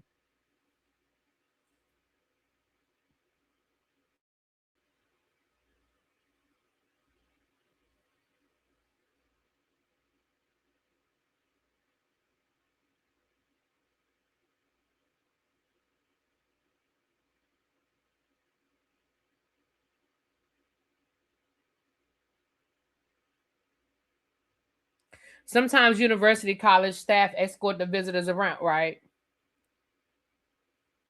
A function is one thing, class is another, especially classes that I'm paying for. So you feel like kids should just be able to show up however they show up? Well, I disagree. Do we think so little of Black students at HBCUs that they don't know how to pick the right attire for the right occasion? Clearly they don't, Candace, because they're not doing it. Clearly they don't. Well, Terrence, this is where me and you disagree. Because in my class, I told y'all my kids can't come to class like that now. So what's the difference between me not allowing my high school students to come into my classroom with a bonnet on and a college student walking into a classroom with a bonnet on? What's the difference? Just because you're paying tuition doesn't mean you get to do whatever you want. You pay tuition, but you don't get to go onto a college campus and do whatever the fuck you want to do anywhere else.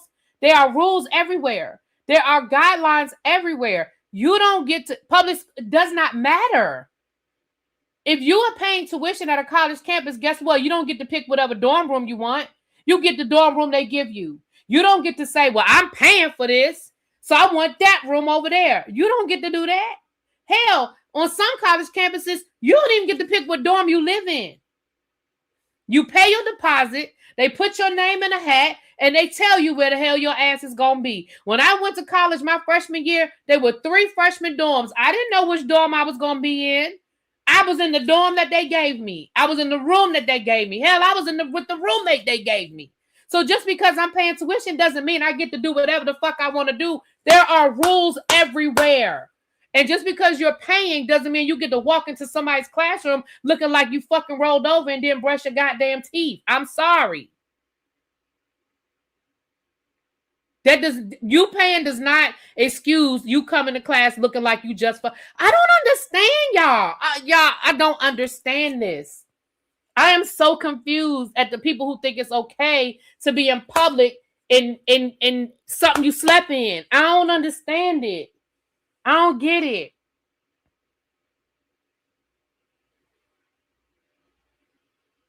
Right. Freshmen couldn't have cars on campus at a lot of schools. It's your car. You pay for it or your parents pay for it. You paying tuition, but I bet you follow the rule or you got to deal with the consequences, meaning your car might get towed. Like, there are rules everywhere. Just because you're paying doesn't give you a right to do whatever the fuck you want to do. The cafeteria doesn't open until 6 o'clock. If you get up at 5 o'clock and you want to eat, you don't get to go in the cafeteria and make your own breakfast. You can't say, well, I paid my tuition. I paid for this food. I get to eat whatever I want to eat. No, the fuck you don't. You follow the rules. And guess what? You ain't got to send your kids to Tuskegee. Send them somewhere else. Right. I went to private school. My parents paid for my tuition all my life. I bet you what I didn't do was walk in there and do what the fuck I wanted to do. I bet you I followed their rules. I bet you I wore a uniform every day. Oh, I wish I would have shown up to my high school out of uniform. I was getting sent home and they wasn't going to refund my parents for that day.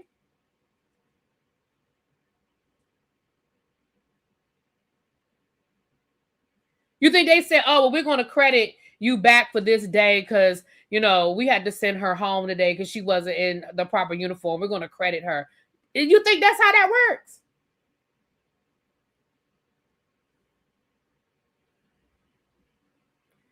And I'm gonna be fair. A friend of mine, he's a consultant. We work together. We used to be co-workers, and he's became a principal, and then he started his own education like consultant company. So he goes into different schools, and he said the same should be said about the adults, and I agree 100%. I agree 100%. Now I'm gonna be listen. To be fair, I don't wear a suit to work every day. Absolutely not. I'd be a liar to tell y'all that I wear a suit to work every day. I sure don't. Most days I wear slacks, a polo shirt, a t-shirt. I wear a blouse. Very seldom wear skirts anymore. I used to wear skirts and dresses to work. I very seldom wear skirts and dresses to work anymore.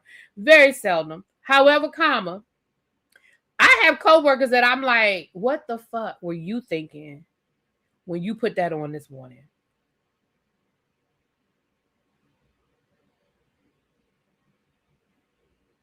Like me wearing jeans and a t-shirt, some might say, well, that's not professional as a teacher. Okay, that's fine.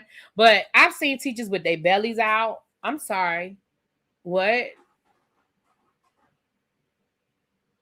Why am I looking at your belly? That's not appropriate. That's not appropriate. Cleavage out. That's not appropriate.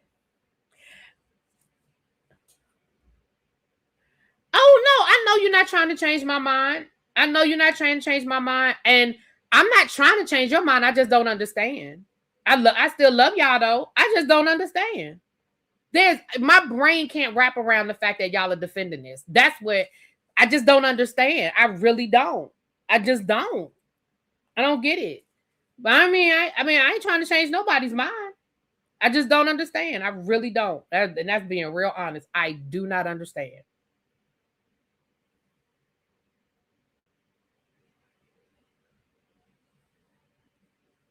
And you in the military, like you can't show up however you want to show up in the military, Terrence, or former military. Like you can't. Like I don't understand. I don't understand it. My brain just don't wrap around it. It's not about how you're learning. Terrence is in military. Oh, is it? Yeah. Oh, yeah, yeah. It's not about how you're learning. It is about what is acceptable in what setting. That is a part of us teaching you. A part of my job as a teacher is to prepare you for the world. It is to prepare you for the world. So when y'all walk into McDonald's, for the people who go in McDonald's, when y'all walk into public spaces and these young kids don't know how to talk, don't know how to present themselves, they look crazy as hell, they won't put their cell phone down. All of that is a product of them not getting the lesson somewhere along the way. Part of my job is to prepare them for that. That's how I feel. Do teachers have dress codes? It depends on the school district. We here in Maryland and Virginia, Maryland and DC, no. Maryland and DC don't. No, they don't. They don't have dress codes. But some school districts do. It's district by district. Some school district teachers aren't allowed to wear jeans, and that it's district by district. But here in our area, Correct, no. But I mean, if you're inappropriate, I mean, your principal can send you home if it's inappropriate. Right. See, Yana said in her school district they do. So that's a district by district thing. Advocating for laziness is nasty work. Ooh. Oh. Oh.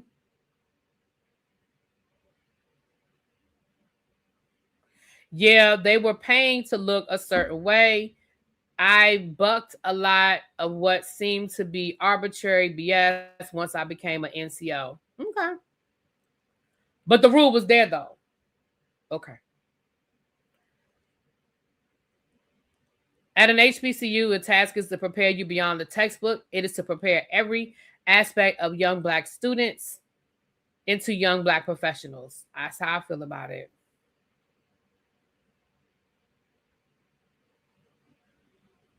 Plenty of lazy people looking rich.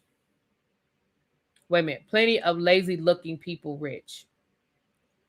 Plenty of lazy looking people. I think you mean to say are rich. Are you saying that plenty of lazy looking people are rich? Yeah, but these students aren't. And even the ones that may come from affluent families, They still have to be able to walk into spaces and present themselves in a professional way.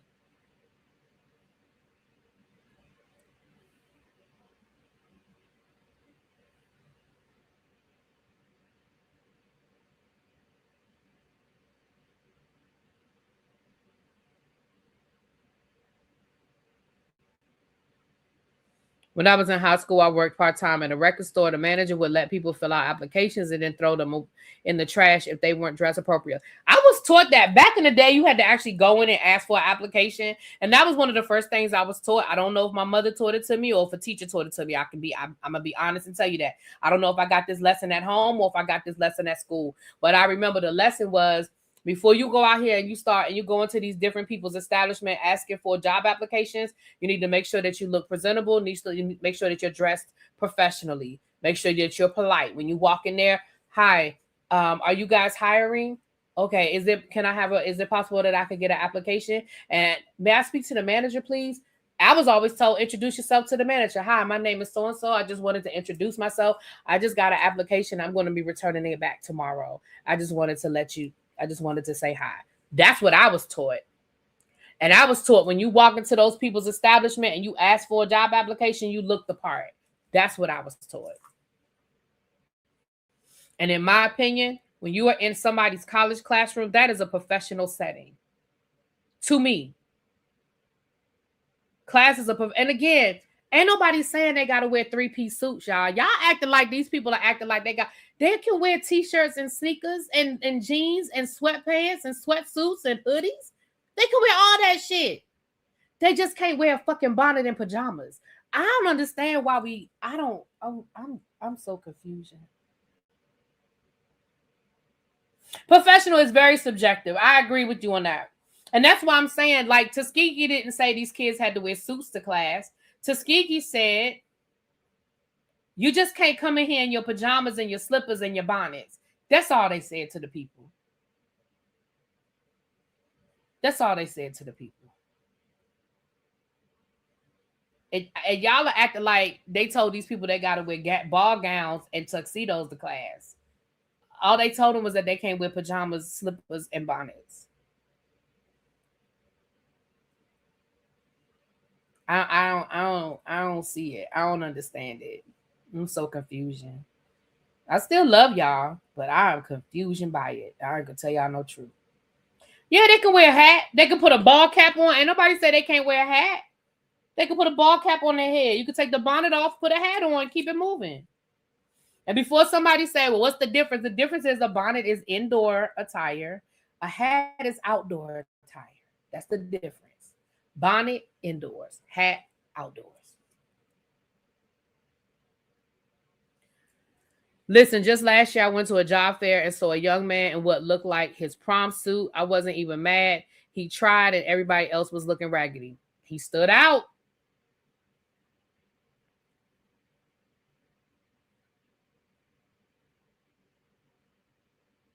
Baby, let me tell y'all something.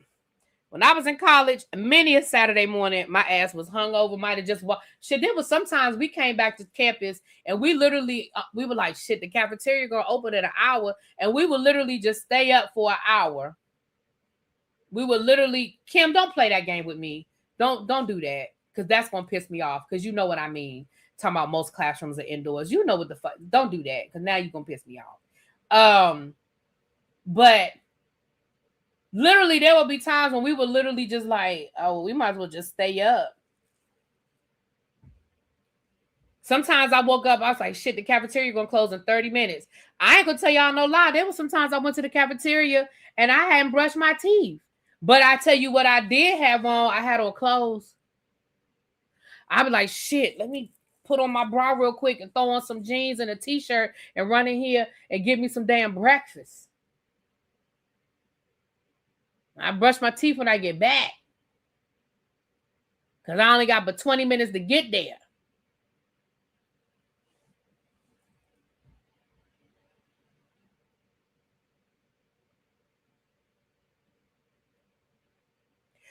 Kim.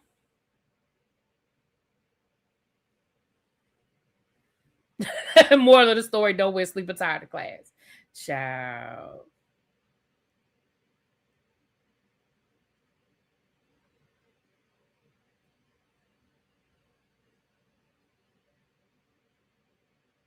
I had on clothes and a hat with my quick weave snatched to the back. Listen, I don't get it, but I guess that's what makes the world go round, child. That's what makes the world go round. Everybody different. Mm. But I ain't got no problem with it, and I hope more schools pick it up. I know at Bennett College, I better not walk in Bennett College classroom and see nobody no goddamn bonded. I know that. I know that.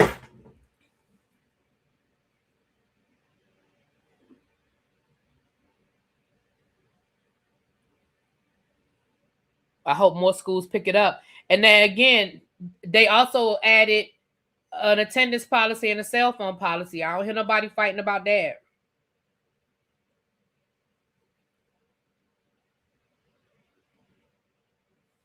Me either, Quake. Me either. And then that was another thing I saw. People were like, it's a part of our culture. No, it's not.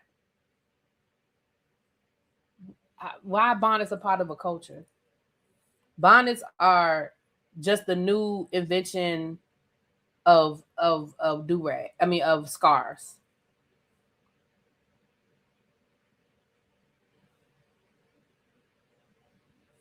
Cell phones hinder learning. Being in a bonnet and pajamas hinder you learning the proper attire. It hinders you understanding what proper attire is.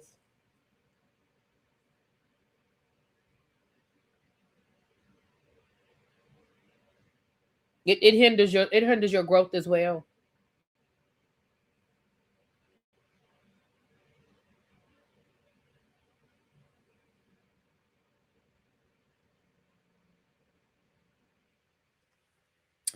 My school said if you don't show up to 80% of your classes, you'll get dropped, as it should be. I especially hope the HBCU pick it up. It's time out for teaching our youth that whatever the white kids do, they should aspire to. Why do we want to aspire to that mess?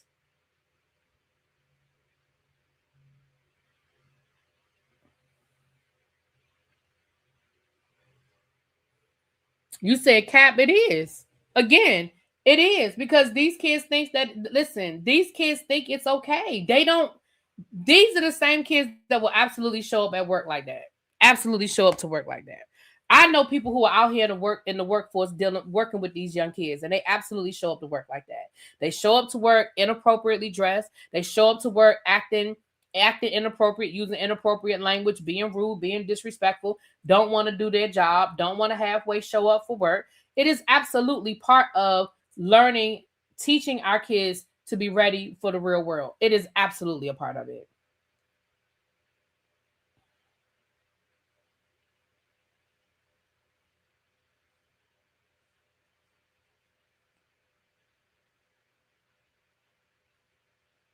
You can't learn if you're not there, and cell phones are a distraction in the learning environment. These are old policies. Those, well, no, it sounds, they said that they added something to it. They probably didn't have a cell phone policy. They probably didn't. Most places don't have. I mean, cell phone policies are pretty new, or at least the enforcement of them is pretty new. Now, as far as attendance, I'm sure there was an attendance policy, but there's probably a different enforcement because I'm telling you, these kids ain't. The kids don't come to high school. I damn sure know they ain't showing up for college. They think that all they have to do is log in, do the work, and that's it because they are COVID kids. These are our COVID babies. So then once COVID hit and all kids had to do was log into a computer and do the work, and they didn't have to physically go into a classroom, it has been very hard to train them to go back into a classroom. So a lot of these kids, just like they not showing up for high school, they're probably not showing up for college either. So there's probably a different enforcement of the attendance policy than what was. College is designed to prepare you for the real world. You are required to be presentable in the workplace, no better place to reinforce it is college. I agree. My teacher forbade cell phones until she said we could pull them out. She would absolutely dock our grade. Yeah, I do my best to do that in my classroom. It don't always work, but I graduated high school in 2004 in Virginia Beach. We had a cell phone policy, even with our Metro roll to talk about. Yeah, but a lot of school districts didn't, and the ones that didn't enforce them. So they're doing, some school districts are doing a better job of enforcing them. the policy.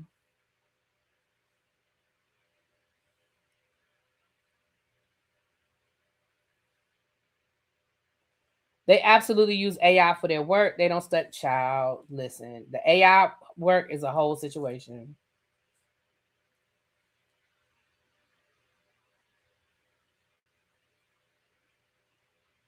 Did y'all use the video of the girls doing hair at the crumble cookie? I didn't, but I saw it. They were sitting there doing their hair at work.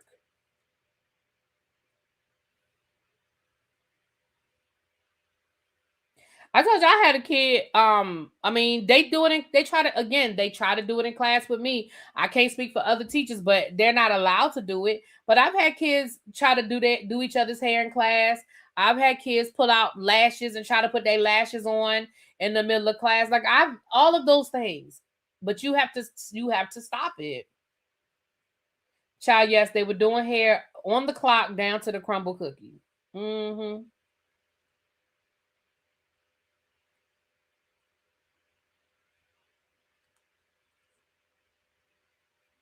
Oh yes, lashes, honey. Child, these kids, y'all. Ooh, baby. The stories, the stories, the stories. Yes, it's all the things they got going on in class, honey. Lashes in class sounds like a bacterial infection waiting to happen. Child, they be trying to do it. They go in the bathroom, child. They do all kinds of stuff in them nasty ass bathrooms. Can we talk about how some parents are not instilling what some think are basic life skills in their children? Well, they not. That's why they come to school with bonnets on. Because my mother would never. I wish I would walk out the house with a damn bonnet or tell my mother I'm going to school. I wish I would.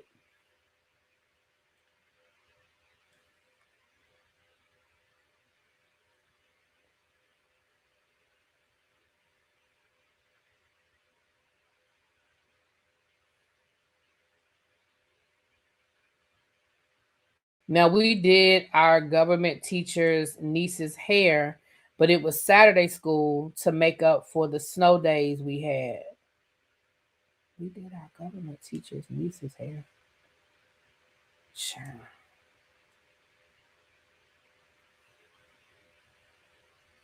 I only did lashes in class when my work was complete, but I went to Duke.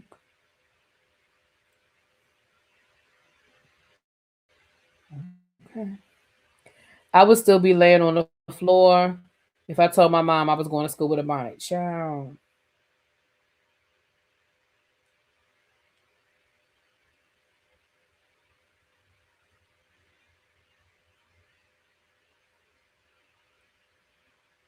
Child.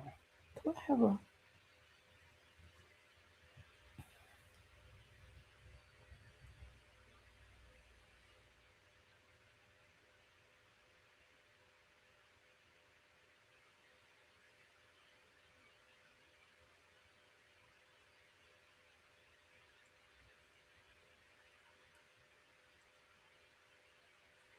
Yeah. All right. Well, let me get over here. Let me ask you something at the SME. What does that mean? What is SME? I don't know what SME means, Terrence. I'm old. What do you think students to do if their work is complete? What do you ask? Oh, what do you ask your students to do if their work is complete? It depends on the situation. First of all, a lot of times they say their work is done and it's not. First thing I'm gonna say is, well, let me check it. Oh, subject matter expert. Oh, see, oh, everybody knows what that means except for me. Sorry, didn't know what that meant.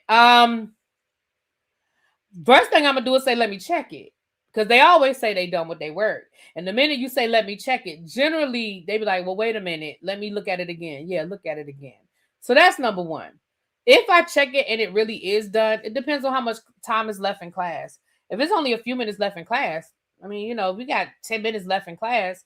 You can chill out for 10 minutes. We got 10 minutes left. If they're finished their work and there's like a lot of time left in class, then one, I need to reevaluate the level of rigor for this particular student.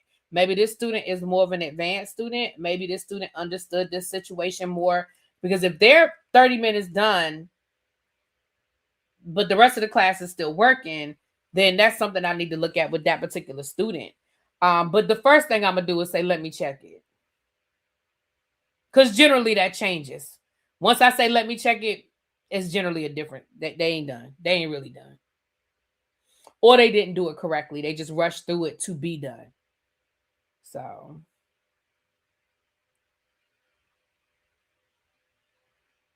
Yeah, I got it now. SME, as subject matter expert. I don't know why. Y'all, everybody knew that but me. I'm an old lady. I don't know. I didn't know what that was, child.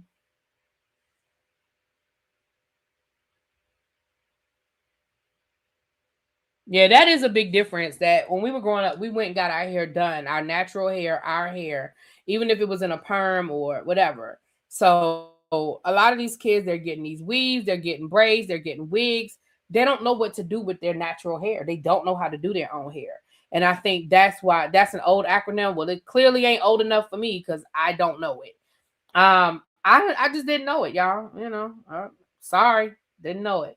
But I think that's why there's such a reliance on these bonnets, because these kids don't know how to do their own hair.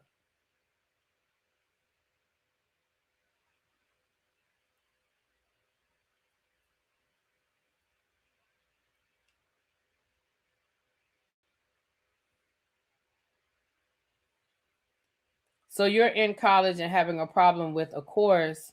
Are you going to the professor's office in your bedclothes? Well, clearly they are, and clearly there's some people in the chat that don't think it's a problem.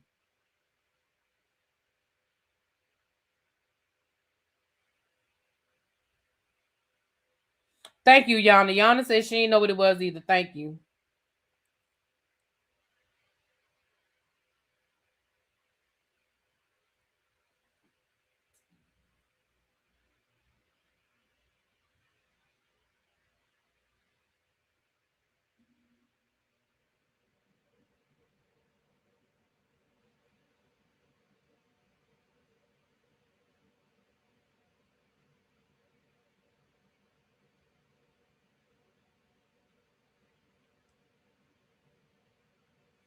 It's a technical term. Okay.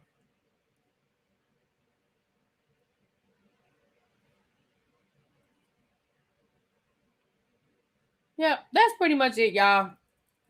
And again, I mean, I don't expect to change people's mind. We've had this conversation multiple times. I just don't understand it. But that's life. Everybody's different. That's what makes the world go round, child. But don't come in my classroom like that. You're not getting in the door. Go and talk to somebody. I don't care who you're going to talk to. You ain't coming in my classroom like that.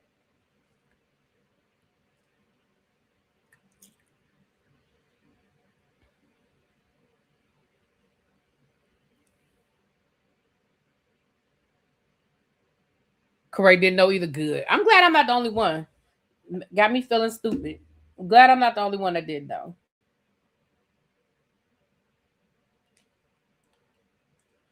I don't think the students are showing up to formal school functions inappropriately attired. I don't believe that is happening at Tuskegee despite the school's policy. They are, Candace. I guarantee they are. And I'm going to tell you why I know they are. Because I deal with kids and I know they are. Because at the end of the day, the biggest difference between a Tuskegee freshman and a freshman at Howard or a school around here is distance. They absolutely are. I promise you they are. The same way they're showing up inappropriately to job interviews, the same way they're showing up inappropriately to other professional settings, they absolutely are. Because again, we have lowered the standard and they don't understand the difference between, oh, this is an event that I should wear my slacks and I should iron my khakis and put on some loafers and maybe a button-up shirt. They don't understand the difference. They absolutely are. I bet you Tuskegee could probably post pictures showing events, professional events last school year where kids were supposed to dress up and they didn't. I promise you. I will put money on it. I put good money on it that they absolutely are. I promise you they are.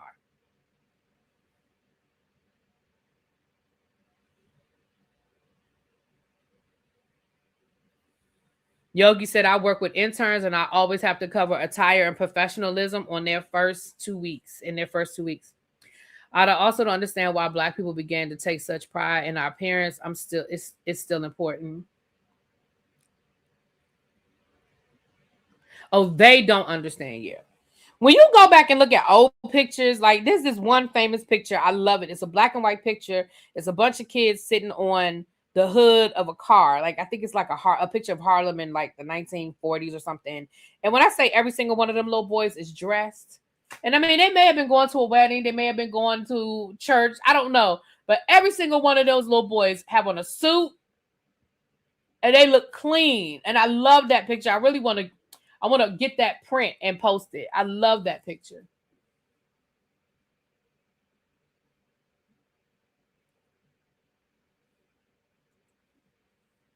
My principal has to give the legging speech every year to the new hires because someone always shows up like they still in high school or in the club. Yep.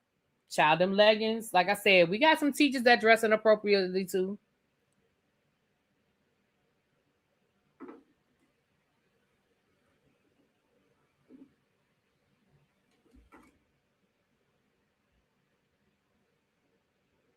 No, Kim, it wasn't that blacks had to be presentable to be accepted by white folk. It's because blacks they had pride in themselves because they would dress like that to go to church. It wasn't about being presentable for white people. It was about being presentable for themselves.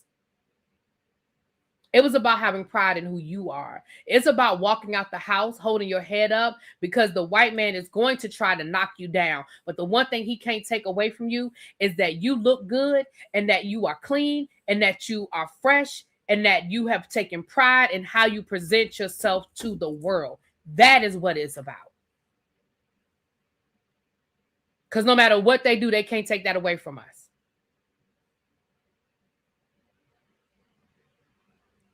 At PWI, our kids in pajamas, no one says much. So we're setting different standards for black kids.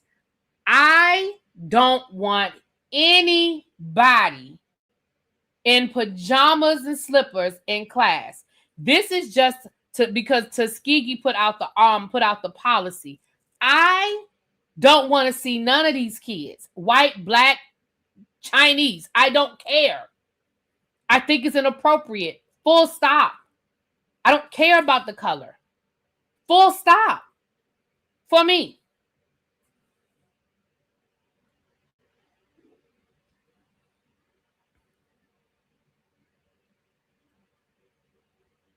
I saw pictures of children in the family from the 1930s and 1940s, and the little boys had shirts tucked in with belts and play clothes. Yeah. Yeah.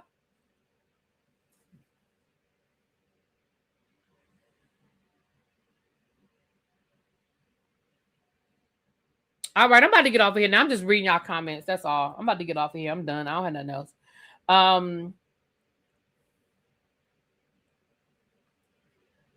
Oh, Yana said, if that's what people think, then yes, I'm setting different standards for the children that I birthed. Well, there you go. At one of my local Walmarts, I saw a couple of male employees that pushed the carts in with a bonnet on his head. I get pissed every time I see it.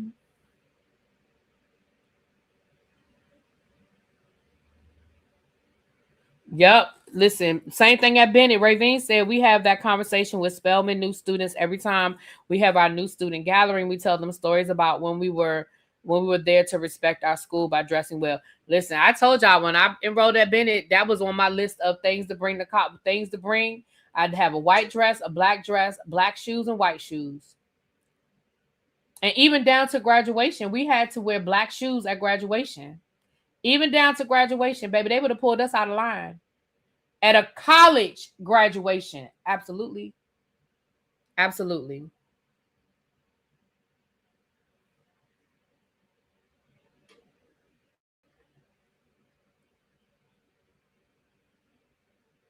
Same thing with my high school graduation. There were certain things we had to wear at graduation. They would have pulled us out of line.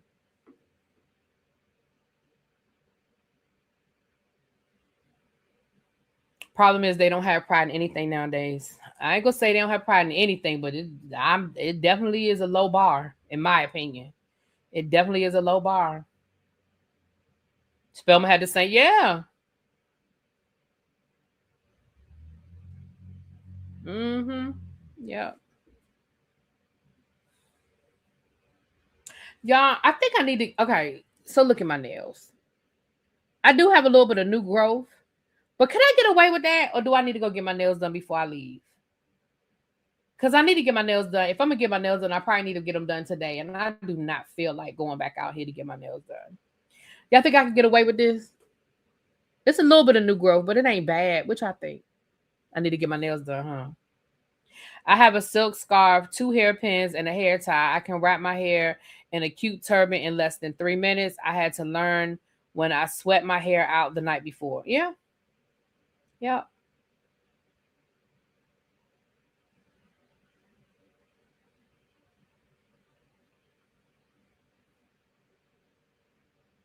Go get a fill-in. Yeah. That's what I know. I know. I thought maybe y'all would tell me different. I need to go get my nails done. Y'all, let me get off here so I can go run and get my nails done, child. Let me go on to get my nails done.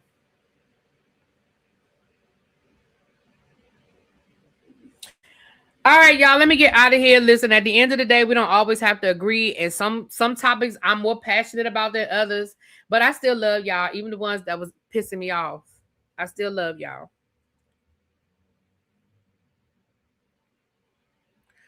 All right, y'all. I'll talk to y'all later. Peace.